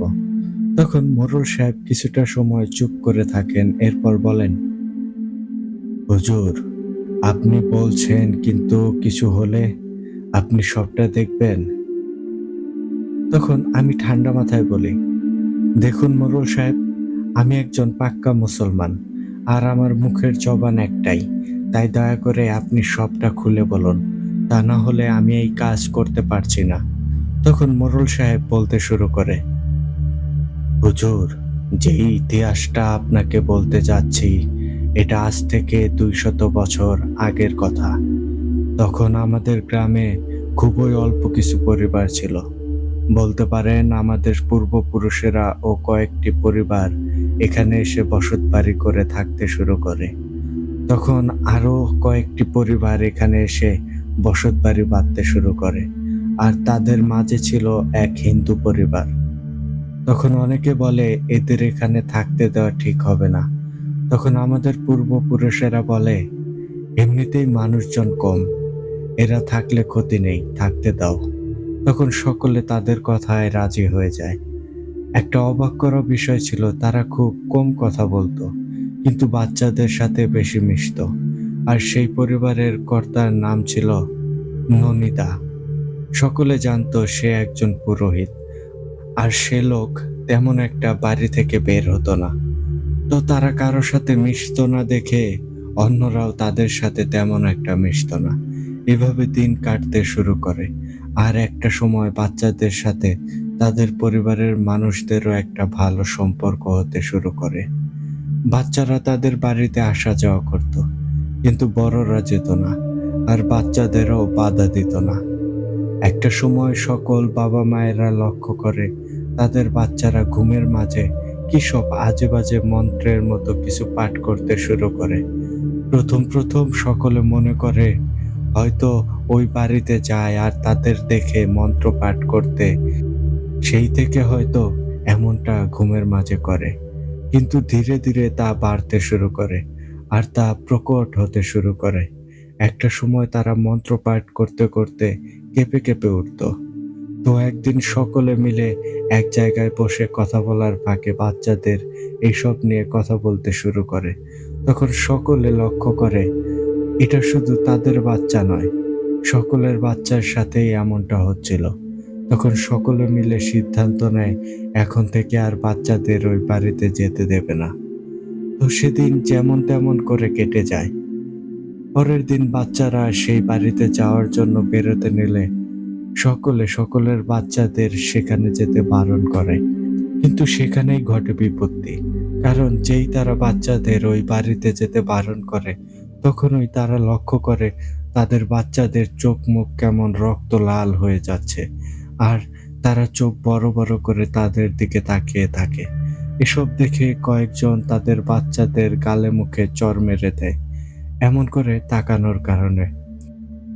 তখন সেই বাচ্চারা নাকি ভয়ঙ্কর ভাবে মোটা পুরুষালী কর্কশ কণ্ঠে তাদের বাবা মায়েদের বলে, কাজটা তোরা ঠিক করলি না, এর ফল তোদের ভোগ করতে হবে।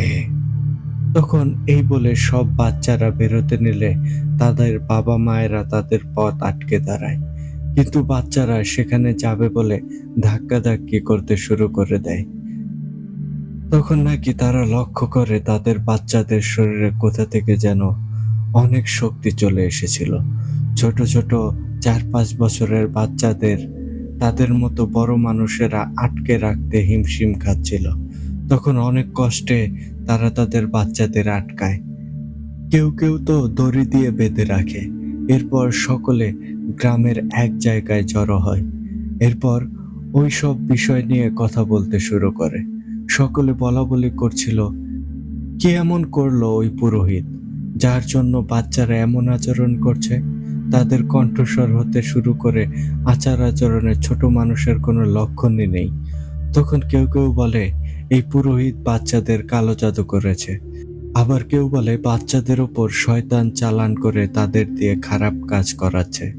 আবার কেউ বা বলে সে কোনো পুরোহিত নয়, শয়তানের পূজারী। কিন্তু প্রকৃতপক্ষে সে পুরোহিত ছিল, কিন্তু তা ছিল শয়তান পূজারীর পুরোহিত। তখন সকলে মিলে সিদ্ধান্ত নেয় সেই পুরোহিতের সাথে কথা বলবে। যেই কথা সেই কাজ। সকলে রওনা হয় সেই ননিদা পুরোহিতের বাড়িতে।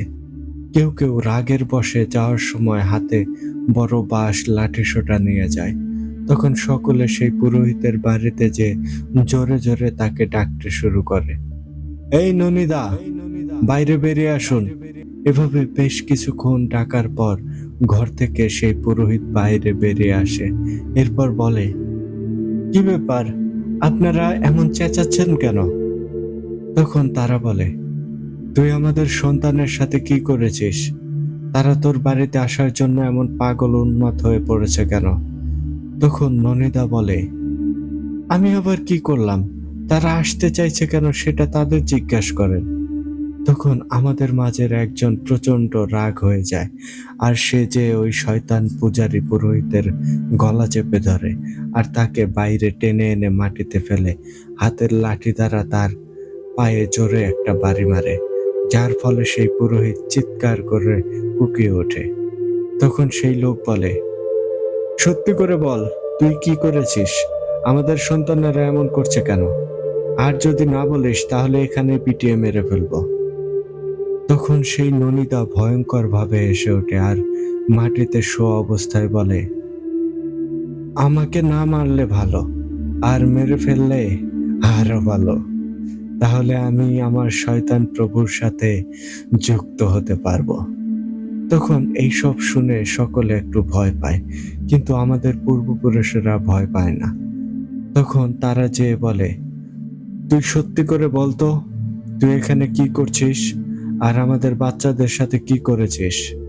তখন ননিদা বলে, তোদের সকলের বাচ্চারা এখন আমার প্রভুর গোলাম হয়ে গিয়েছে, আর তাদের আমার প্রভু এই মাঘী পূর্ণিমাতে বলি দেবে। তখন সেই পুরোহিতের মুখ থেকে সবটা শুনে সকলে বেশ হতভম্ব হয়ে যায়। তখন সকলে মিলে তাকে বাঁশ লাঠিসোঁটা দিয়ে পেটাতে শুরু করে। ওই সময় ওই পুরোহিত হাসতে শুরু করে। সেই সময় তার ঘরের স্ত্রী সন্তানেরা চলে আসে তাকে বাঁচাতে, আর সেই পিটানোর মাঝে তারাও পড়ে যায়।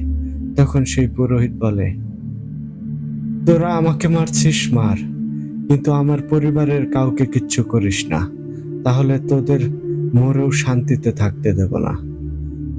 তখন সকলে সেই পুরোহিত ও তার পরিবারের সকলকে ইচ্ছে মতো পিটাতে থাকে আর বলতে থাকে, আমাদের সন্তানদের তুই শয়তানের কাছে বলির পাঠা বানাচ্ছিস, আর নিজের সন্তানকে ভালো রাখতে চাইছিস, এইসব বলতে থাকে আর সেই সাথে পিটাতে থাকে।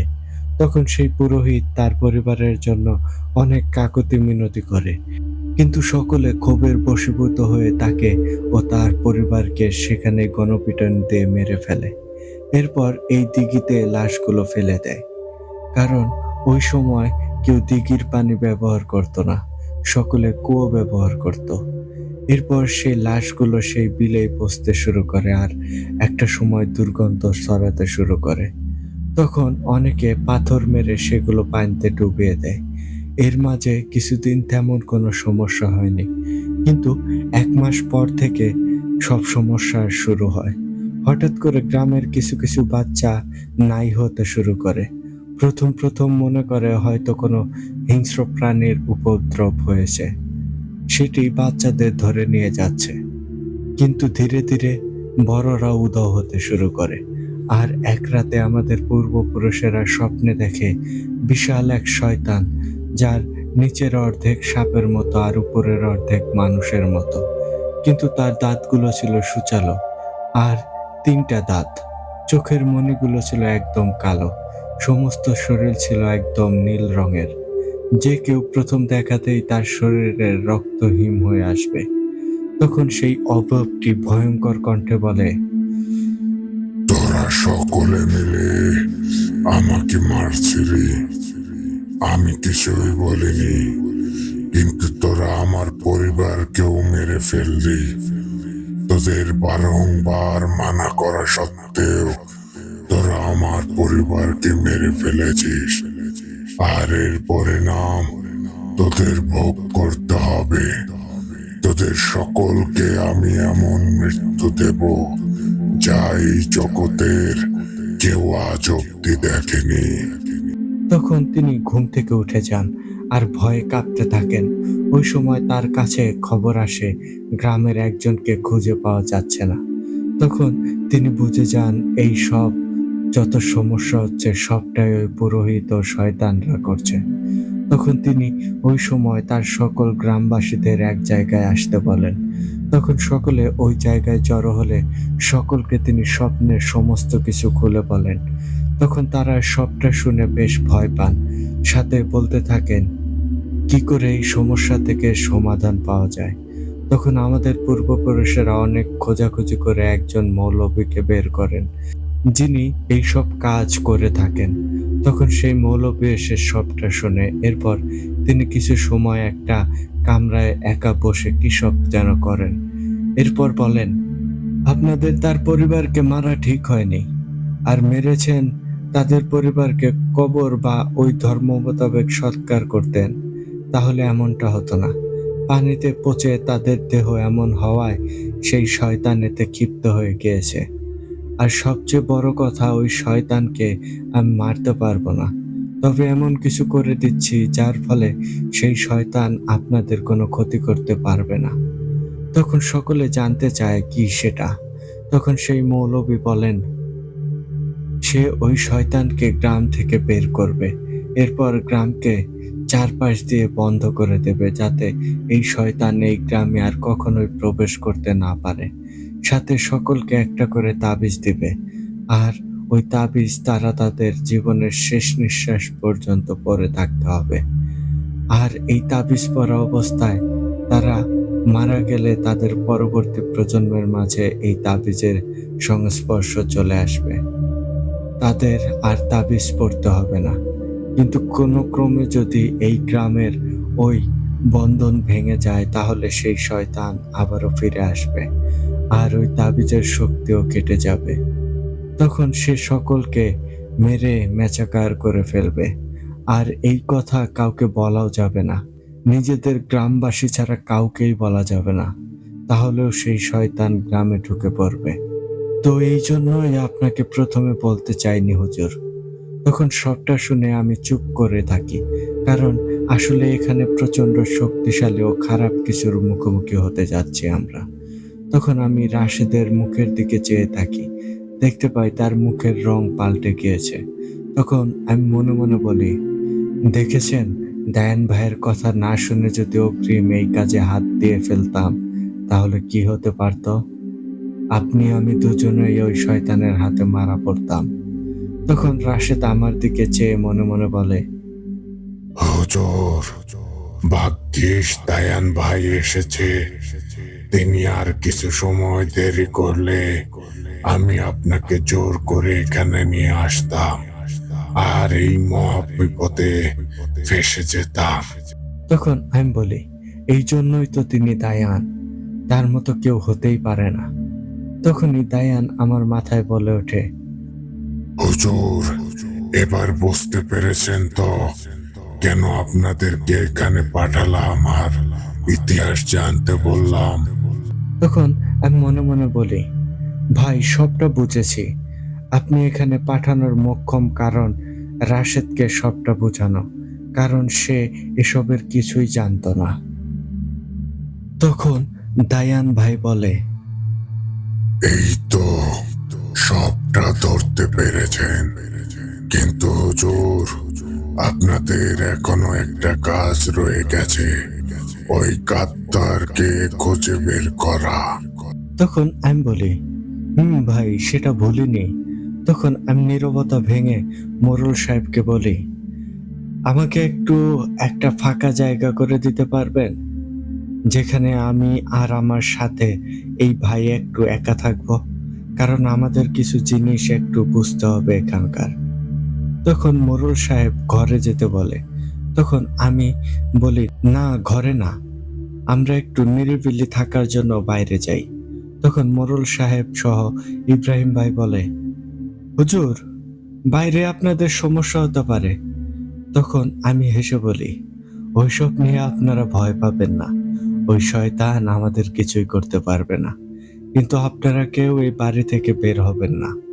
তখন আমি আর রাশেদ সেখান থেকে বেরিয়ে একটা গাছের নিচে যেয়ে দাঁড়াই, আর রাশেদকে উদ্দেশ্য করে বলি, ভাই, গ্রামের ইতিহাস তো কিছুটা জানলাম, কিন্তু এই নিমক হারাম কে, কি করে খুঁজে বের করব তাকে? তখন রাশেদ বলে, হুজুর, এদের সকলকে এক জায়গায় জড়ো করে জিজ্ঞাসা করি, তখন যে এই কাজ করেছে তার চেহারায় একটু হলেও পরিবর্তন আসবে, তখন আমরা দেখলেই বুঝতে পারবো। তখন আমি বলি, ভাই, একে তো সকলে এখানে জড়ো করা সম্ভব না, তার থেকে বড় কথা, যে শয়তানকে মুক্ত করেছে সে অবশ্যই অনেক চালাক, তাকে ধরা এতটা সহজ হবে না, আর সে ভুলেও তা প্রকাশ করবে না। তখন রাশেদ বলে, তাহলে কি করা যেতে পারে? তখন আমার মাথায় একটা প্রশ্ন জাগে, আচ্ছা, ইব্রাহিম ভাই বলল সেই প্রথম কবিরাজ তাদের তাড়িয়ে দিয়েছে আর বলেছিল সে যদি কাউকে কিছু বলে তাহলে তার মরতে হবে, তাহলে সে মরল কি করে? কারণ সে তো ইব্রাহিম ভাইদের কিছুই বলেনি। আর মোরল সাহেব আবার তাদের বাড়িতে যাওয়ায় তার মেয়ে বলেছে তারা রান্নাঘরে কাজ করেছিল আর তার ভাই অন্য ঘরে ঘুমিয়েছিল, তাহলে সে তো কারো কাছে কিছুই বলেনি, তবে সে মরল কেন? এখানে কোনো রহস্য লুকিয়ে নেই তো? তখন আমি রাশেদকে উদ্দেশ্য করে বলি, রাশেদ, সেই প্রথম কবিরাজের বাড়িটি আপনি চেনেন? তখন রাশেদ বলে, কোন কবিরাজের কথা বলছেন? তখন আমি বলি, যার কাছে ইব্রাহিম ভাইরা প্রথমে গিয়েছিল। তখন রাশেদ বলে, হ্যাঁ, চিনি। তখন আমি বলি, চলেন সেখানে যাওয়া যাক। তখন রাশেদ আবারও জিজ্ঞাসা করে, কেন হুজুর? তখন আমি বলি, একটা কাজ আছে, সেখানে চলেন, সেখানে গেলেই সবটা বুঝতে পারবেন। তখন রাশেদ আর কথা না বাড়িয়ে সেখানকার উদ্দেশ্যে হাঁটা শুরু করে। একটা সময় আমরা সেই বাড়ির সামনে যেয়ে পৌঁছাই আর ঘরের দরজায় টোকা দিতে থাকি। তখন তারা ভেতর থেকে ভয়ে ভয়ে বলে, কে কে বাইরে, নাম বলুন। তখন আমি সালাম দিয়ে বলি, আমাকে চিনবেন না, আমার নাম আহমেদ। আমি আপনাদের গ্রামের সমস্যার সমাধান করতে এসেছি। আর আপনাদের বাবা ও স্বামীর মৃত্যুর সম্পর্কে কিছু কথা জানার ছিল। তখন তারা দরজা খুলতে চাইছিল না, কারণ তারা মনে করেছে আমি কোনো মানুষ না। তখন আমি বলি, দেখুন, যদি কেউ রাতে এসে সালাম দেয় তাহলে বুঝবেন সে কখনোই আপনাদের ক্ষতি করতে আসেনি। আর আমি একজন মানুষ, দরজা খুলে দেখলেই বুঝতে পারবেন। তখন তারা ভয়ে ভয়ে দরজা খোলে, এরপর আমাকে দেখে আশ্বস্ত হয় আমি একজন মানুষ। তখন তারা আমাকে ঘরে প্রবেশ করতে বলে। তখন আমি সেই ঘরে প্রবেশ করি, কিন্তু রাশেদ সেখানে প্রবেশ করছিল না।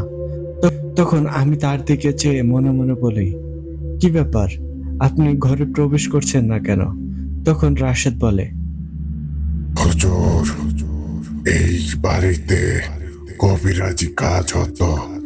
এই ঘরে ঢুকলে আমার কষ্ট হবে, তাই আমি এখানে ঢুকতে পারবো না। আপনি যে কাজ সেরে আসুন, আমি বাইরে অপেক্ষা করছি।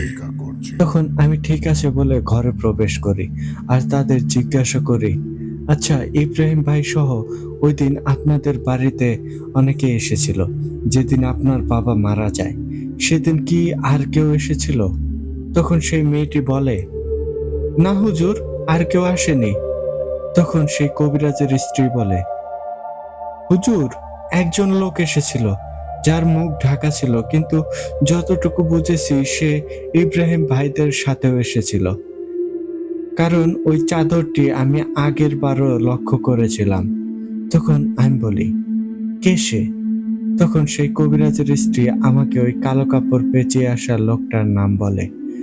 তখন আমি বলি, হুম, এবার বুঝতে পেরেছি ওই লোকটাকে। তখন সেই কবিরাজের মেয়ে বলে, মা, এমন কাউকে তো দেখিনি। তখন সেই কবিরাজের স্ত্রী বলে, তুই কলপারে পানি আনতে গিয়েছিলি, তাই দেখিসনি, আর তোর ভাই ঘুমিয়েছিল। তখন আমি বলি, ঠিক আছে, আর কিছু বলতে হবে না, যা বোঝার বুঝে গিয়েছি। আজ রাতে আর ঘর থেকে কেউ বের হবেন না। আল্লাহ চাইলে সকালে সূর্য ওঠার আগে এই সমস্যার সমাধান হয়ে যাবে। তখন আমি তাদের সালাম দিয়ে সেখান থেকে বেরিয়ে পড়ি। এরপর বাইরে বেরিয়ে দেখি রাশেদ সেখানে নেই। তখন আমি রাশেদকে স্মরণ করতে থাকি, কিন্তু কোনো সাড়া পাচ্ছিলাম না। তখনই দায়ান আমার মাথায় বলে, হুজুর, এত কিছু জানার পরও রাশেদ চালাকি করে ওই বিলের কাছে গিয়েছে, আর সেখানে শয়তানটি তাকে আটকে ফেলেছে। এইখানে পাঠালাম সবটা তাকে শোনানোর জন্য। এই রহস্য উন্মোচন করার দায়িত্ব দিলাম আপনাদের একটু চালাক বানানোর জন্য। এই লোককে আপনাদেরকে একটু চালাক বানানোর জন্য এই লোককে খুঁজে বের করতে বললাম, যাতে মানুষ চিনতে পারেন কিভাবে সকলের সাথে মিশে মানুষের ক্ষতি করে। এরপরও এরকম বোকামি কি করে করে রাশেদ? তখন আমার ভেতরে অজানা একটা ভয় কাজ করতে শুরু করে, কারণ শয়তানটা আবার রাশেদের কোনো ক্ষতি করে ফেলল না তো। তখন দায়ান আমার মাথায় বলে, রাশেদের কিছুই করতে পারবে না, কারণ তাকে আমি এমন এক দোয়া দ্বারা রোকাইয়া করেছি, তাকে চাইলেও কেউ মেরে ফেলতে পারবে না। কিন্তু তাকে আঘাত করতে পারবে, কিন্তু তাকে জানে মারতে পারবে না। আপনি যে আগে ওই মোরলের বাড়িতে এই নিমুখারামটার মুখোশ উন্মোচন করুন, এরপর বিলের ধারে আসুন, সেখানে আমি চলে আসবো। তখন আমি সেই মোড়লের বাড়িতে যাই আর সেখানে যে ওই জায়গায় উপস্থিত সকলকে কাতারে দাঁড়াতে বলি। এরপর আমি বলতে শুরু করি, দেখুন, আপনাদের মাঝে একজন আছেন যিনি এই শয়তানকে এই গ্রামে প্রবেশ করিয়েছেন। আর এই শয়তান সেই শয়তান যার কথা একটু আগে মোড়ল সাহেব বলেছে। সুতরাং যে করেছে সে নিজ থেকে স্বীকার করুন, অন্যথায় আমার অন্য পথ অবলম্বন করতে হবে। তখন একজন এগিয়ে এসে বলে, কে হুজুর? আপনি নাম বলুন, তার মাথা ধর থেকে নামিয়ে দেব। তখন আমি বলি, যে করেছে সে নিজ থেকে তার করা পাপ স্বীকার করবে। তখন আমি আবারও বলি, দেখুন, নিজ থেকে স্বীকার করুন, নয়তো আপনার ক্ষতি হবে। আমি চাই না আপনার নাম আমার মুখ দিয়ে বলতে। তখন সকলে চুপ করে একে অপরের দিকে তাকিয়ে দেখছিল। তখন আমি রাগ হয়ে বলি, আমি শেষবারের মতো বলছি, নিজ থেকে স্বীকার করুন, নয়তো আমি সকলের সামনে বলে দেব। সাথে এই সকল গ্রামবাসীকে রক্ষা করব, শুধু তাকে ছাড়া। আর শয়তানটি কাউকে মারতে না পেরে আপনাকেই মারবে। এরপর এরপর আমি শয়তানটির রফাদফা করব। তখন আপনি সেই শয়তানের হাতে ভয়ঙ্করভাবে মারা পড়বেন। আর এই পুরো গ্রামবাসীর হৃদয়ে সারা জীবন ঘৃণার পাত্র হয়ে থাকবেন। আর এর থেকে ভালো নিজে থেকে স্বীকার করেন, তাহলে আমি আপনাকেও বাঁচাবো আর সকলকে বলবো আপনাকে ক্ষমা করতে।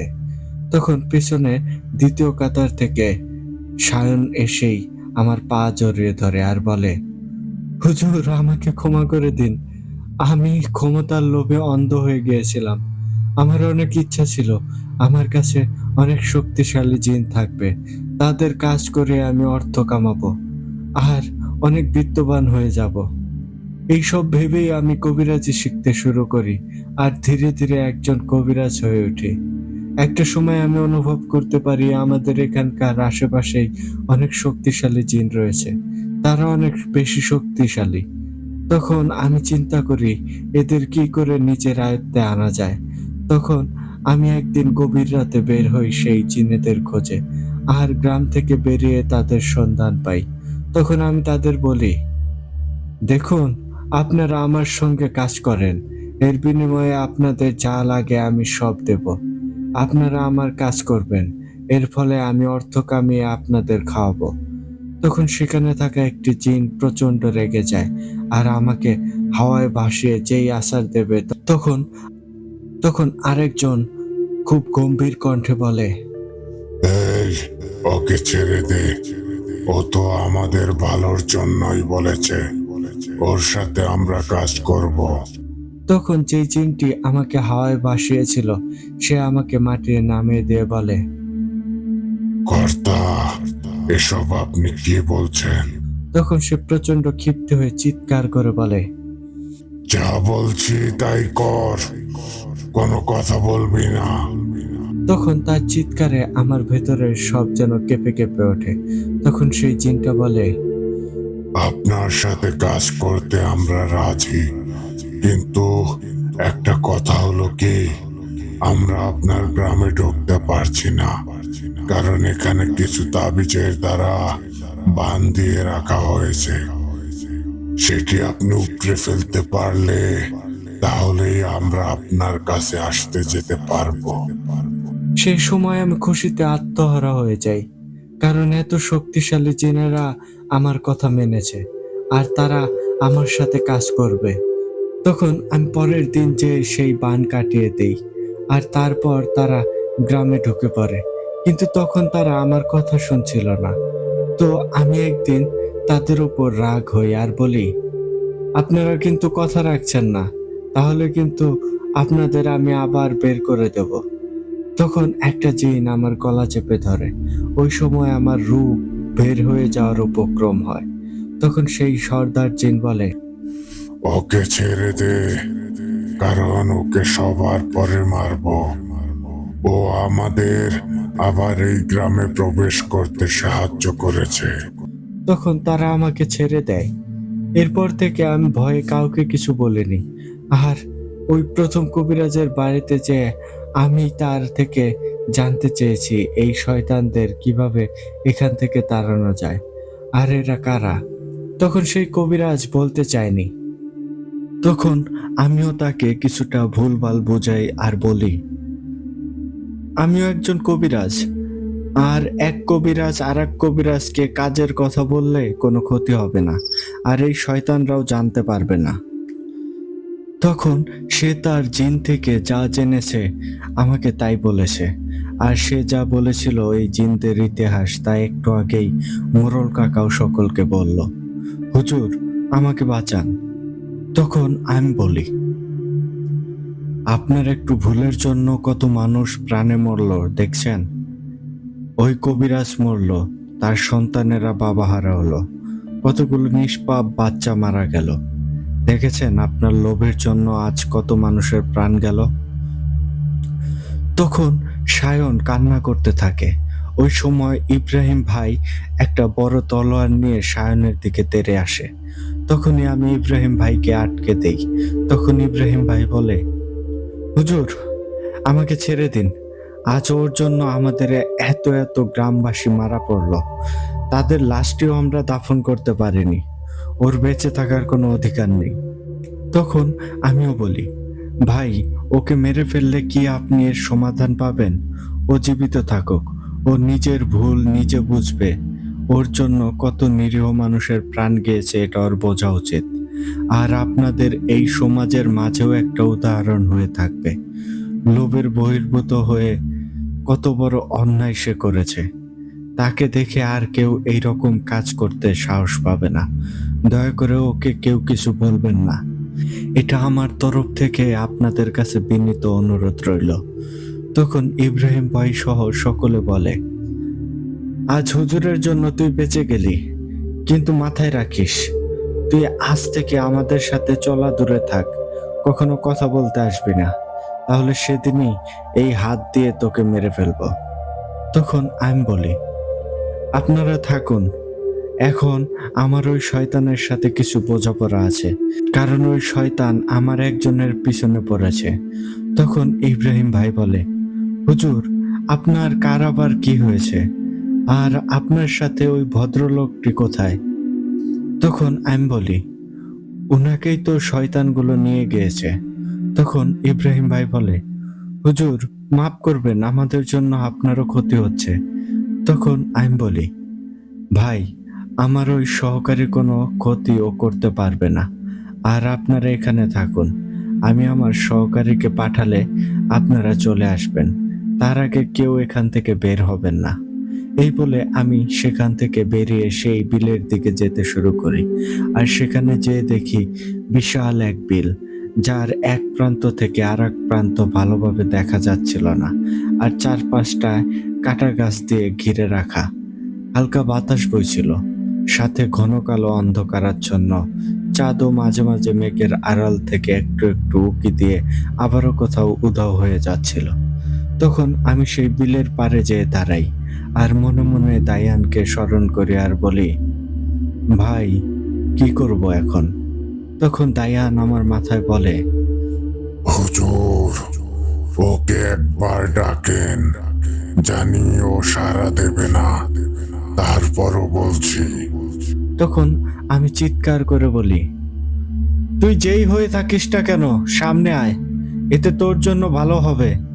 আর রাশেদকে ছেড়ে দে, নয়তো এই জায়গায় তোর মৃত্যু অবধারিত। তখন আমি সেই শয়তানের কোনো সাড়া পাচ্ছিলাম না। তখন দায়ান আবারও বলে, হুজুর, ও আসবে না, আপনি পানিতে টাকনু পর্যন্ত নামেন, ভয় পাবেন না। আর আপনি রাশেদের কথা বলতে গিয়েছেন কেন? তখন আমি বলি, ভাই, রাশেদকে নিয়ে আমার চিন্তা হচ্ছে। তখন দায়ান বলে, হুজুর, রাশেদ কি সব ভাবে? যাক, ওসব কথা পরে বলা যাবে, আপনি পানিতে নামুন। তখন আমি আর কথা না বলে এক পা দুই পা করে নামতে শুরু করি।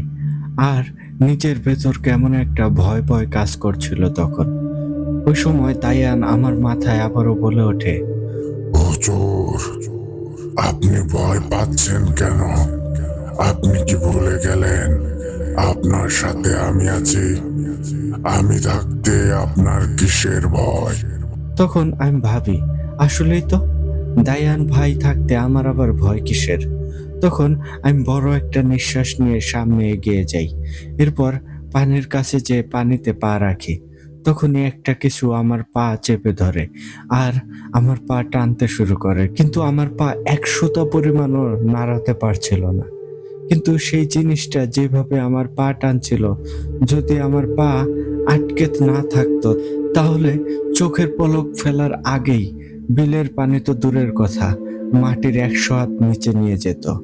আর সেই সময় অদৃশ্য থেকে কেউ আমার পা পেঁচিয়ে থাকা জিনিসটির দিকে ধরে উপরে হ্যাঁচকা টান দেয়। তার ফলে আমি তখন যা দেখি তা কোনো সাধারণ মানুষ দেখে সহ্য করতে পারবে না। সেই সময় আমি দেখি একটা বিশাল দানবীয় শয়তান, যার শরীরের উপরের অর্ধেক ছিল মানুষের মতো আর নিচের অর্ধেক ছিল সাপের মতো। আর তার মাথায় ২ টা শিং। তার চোখগুলো ছিল কালো কুচকুচে, কিন্তু সেই চোখগুলো জ্বলজ্বল করছিল। আর তার জিহ্বা দিয়ে সে আমার পা পেঁচিয়ে ধরেছিল। তখন তাকে অদৃশ্য সেই ব্যক্তি টেনে আমার মাথার উপর দিয়ে উড়িয়ে জমিনে ছুঁড়ে মারে। আর সেটি ওই কাঁটাগুলোর উপর গিয়ে পড়ে। তখন দায়ান বলে, হুজুর, উপরে চলে আসুন, কাজ হয়ে গিয়েছে। তখন আমি উপরে উঠে দেখি সেটি দানবীয় তার শরীর নিয়ে এদিক সেদিক দেখছে কে তাকে এমন করে টেনে উঠালো। তার থেকে ভয়ঙ্কর ব্যাপার হচ্ছে, সেখানে বিলের চারপাশ ও শয়তানটির পেছনে হাজার হাজার শয়তান ঘিরে রেখেছে আর আমি তাদের মাঝখানে। তখন শয়তানটি কাউকে না পেয়ে আমাকে উদ্দেশ্য করে ভয়ঙ্কর কণ্ঠে বলে, আহমেদ, কুত্তার বাচ্চা, কি করে তুই আমাকে এমন করে উঠালি? আর কোনো মানুষের পক্ষে আমাকে হাজির করা তো সম্ভব না। তোর পেছনে কে আছে? তখন আমি বলি, মুখে লাগাম টেনে কথা বলিস, নয়তো যে জিহ্বা দিয়ে কথা বলছিস সেই জিহ্বাটা টেনে ছিঁড়ে ফেলবো। তখন শয়তানটি বলে, জানোয়ারের বাচ্চা, আজ তোকে এতটাই কষ্ট দিয়ে মারবো যা এই পৃথিবীর কেউ আগে কখনো দেখেনি। আর তোর ওই গোলামটাকেও এমন ভাবেই মারবো যা তুই কল্পনাও করতে পারবি না। তখন সেখানে দমকা হাওয়া বইতে শুরু করে, প্রবল বেগে বিদ্যুৎ চমকাতে শুরু করে আর বিকট শব্দে বজ্রপাত হতে শুরু করে। আর সেই বাতাসের সাথে আমার নাকে মিষ্টি সুঘ্রাণ ভেসে আসতে শুরু করে। সেই সময় আমি বুঝে যাই সে আসছে। তখন সব শয়তান এদিক সেদিক তাকাতে থাকে আর বলতে থাকে, এসব কি হচ্ছে? তখন বিশাল দানবীয় রূপে দায়ান এসে আমার পেছনে দাঁড়ায় আর ওই সময় সব শয়তান ছোটাছুটি করতে শুরু করে দেয়।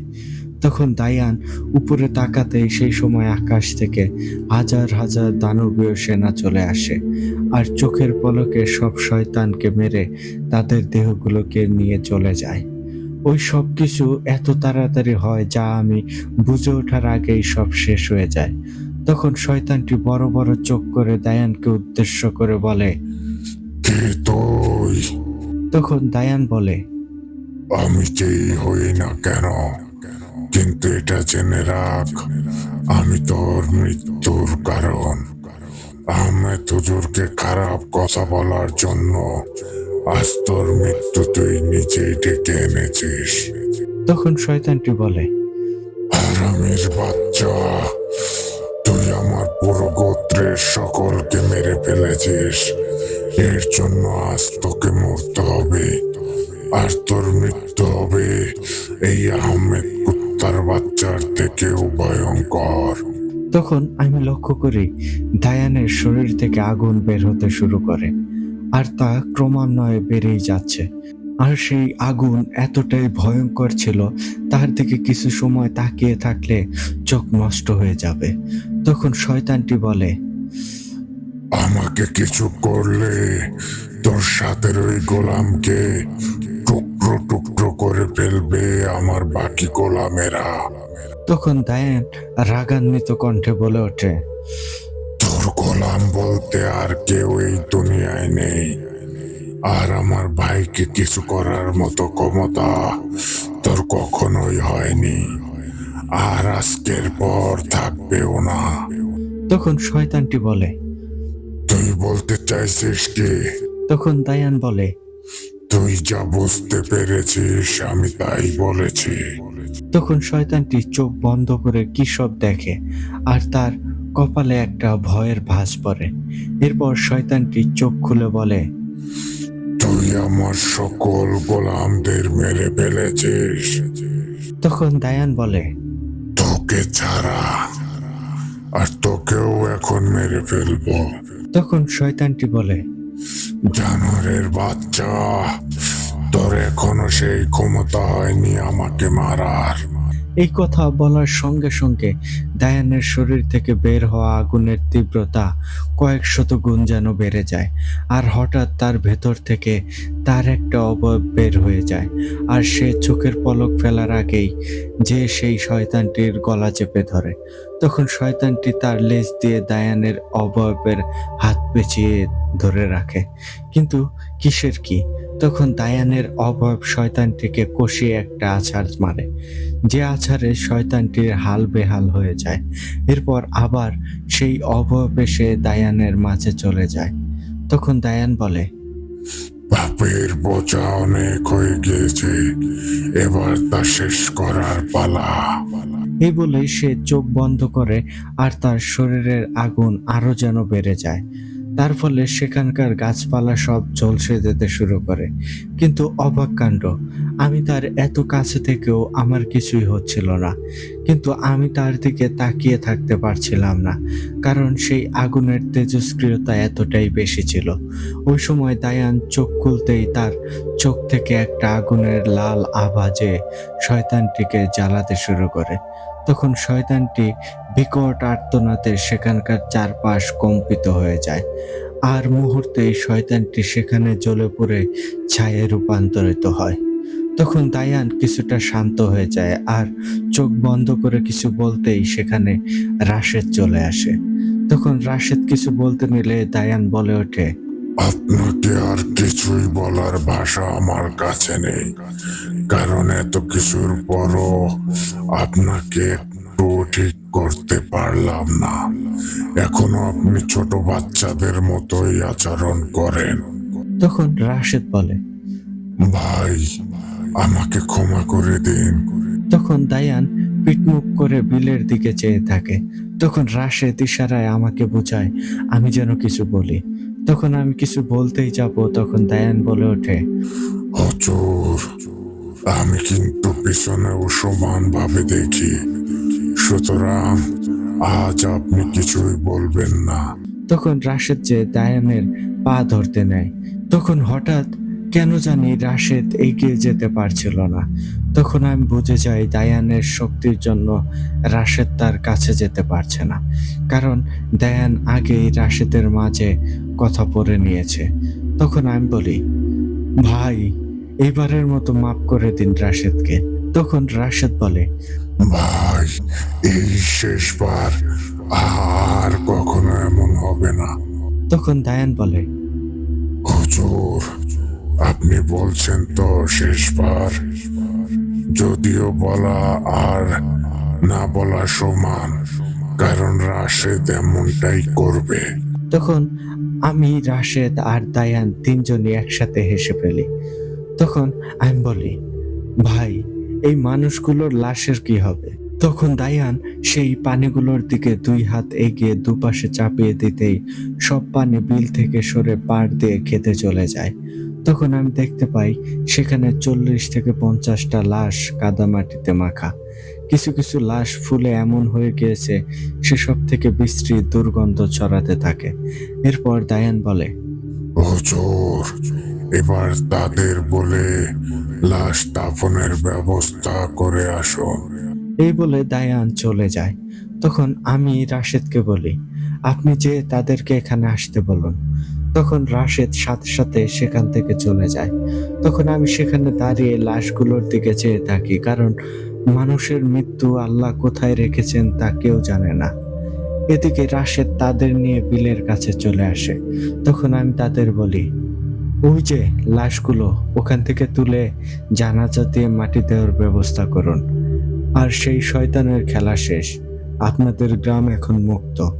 তখন সেই মোড়ল সাহেব বলে, হুজুর, বিলের পানি কোথায় গেল? আর এত পানি আপনি কি করলেন? তখন আমি বলি, সেটা জেনে আপনাদের লাভ নেই। এর থেকে ভালো এই লাশগুলো উঠিয়ে ধীরে ধীরে বিলটিকে ভরাট করে দেন, কারণ এই বিল থেকেই সমস্যার উৎপত্তি। এই বিলের পানি আর ব্যবহার না করাই উত্তম। তখন সকলে আমার কথায় রাজি হয়।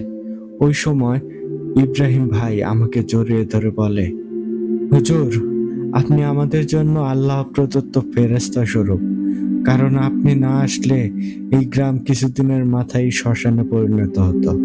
হুজুর, আপনাকে কত টাকা দিতে হবে? তখন আমি বলি, ভাই, আমার টাকা পয়সার দরকার নেই, আর টাকা পয়সার জন্য আমি এইসব কাজও করি না। যদি কিছু দেওয়ার হয় তাহলে আমার মাদ্রাসার ইতিম ছেলেদের জন্য কিছু চাল ডাল দিয়েন। তখন মোড়ল সাহেব বলে, ঠিক আছে হুজুর, সব পৌঁছে যাবে।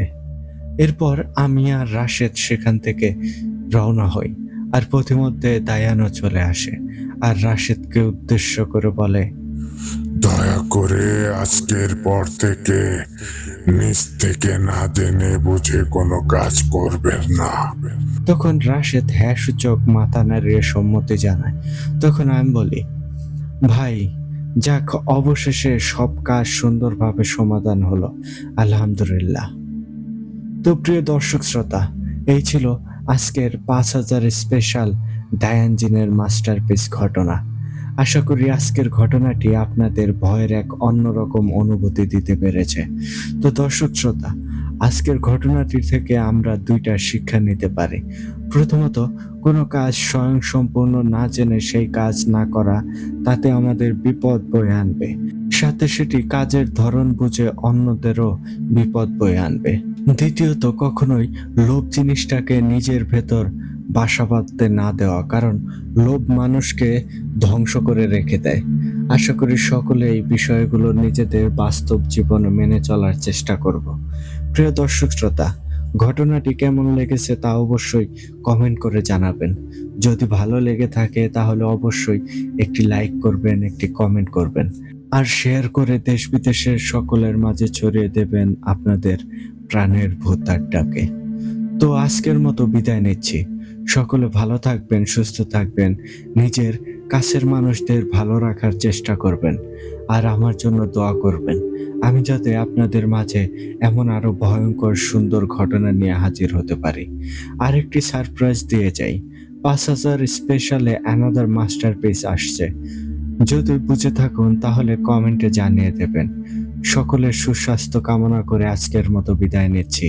আসসালামু আলাইকুম। আমি আরিফ বলছিলাম। আজকের মতো বিদায় নিচ্ছি। আসসালামু আলাইকুম। আমি আরিফ বলছিলাম। কামনা করে আজকের মতো বিদায় নিচ্ছি। আসসালামু আলাইকুম। আমি আরিফ বলছিলাম। আমি আরিফ বলছিলাম। আমি আরিফ বলছিলাম। অ্যানাদার মাস্টারপিস আসছে। যদি বুঝে থাকুন তাহলে কমেন্টে জানিয়ে দেবেন। সকলের সুস্বাস্থ্য কামনা করে আজকের মতো বিদায় নিচ্ছি। আসসালামু আলাইকুম। আমি আরিফ বলছিলাম।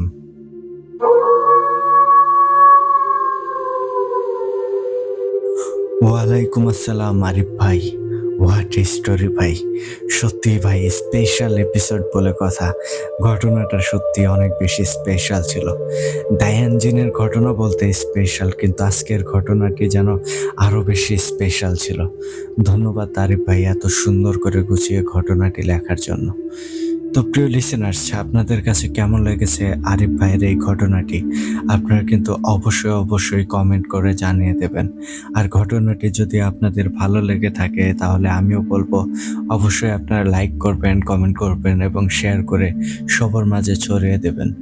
তো এই ছিল আজকের আয়োজন। সব মিলে আশা করা যায় আজকের রাতটি আপনাদের অনেক বেশি স্পেশাল কেটেছে। চলে যাওয়ার আগে আপনাদেরকে আবারও বলবো, আপনারা যারা এখনো আমাদের চ্যানেলটিকে সাবস্ক্রাইব করেননি দ্রুত সাবস্ক্রাইব করে ফেলুন এবং পাশে থাকা বেল আইকনটি অন করে রাখুন। এর ফলে কিন্তু আমাদের পরবর্তী সকল আপডেট সবার আগে আপনাদের কাছে পৌঁছে যাবে। আর আপনারাও যদি আমাদেরকে ঘটনা পাঠাতে চান, সেই ক্ষেত্রে আপনাদের কাছে ২টি ওয়ে আছে। প্রথমত আপনারা সরাসরি আমাদেরকে হোয়াটসঅ্যাপে নক দিতে পারেন, আর আমাদের হোয়াটসঅ্যাপ নাম্বারটি আমাদের ডেসক্রিপশন বক্সে অথবা কমেন্ট বক্সে পিন আপ করা আছে। এছাড়াও আপনারা চাইলেই কিন্তু আমাদেরকে ইমেইলের মাধ্যমেও ঘটনা পাঠাতে পারেন। আর আমাদের ইমেইল অ্যাড্রেসটি হচ্ছে bhutaadda.stories@gmail.com।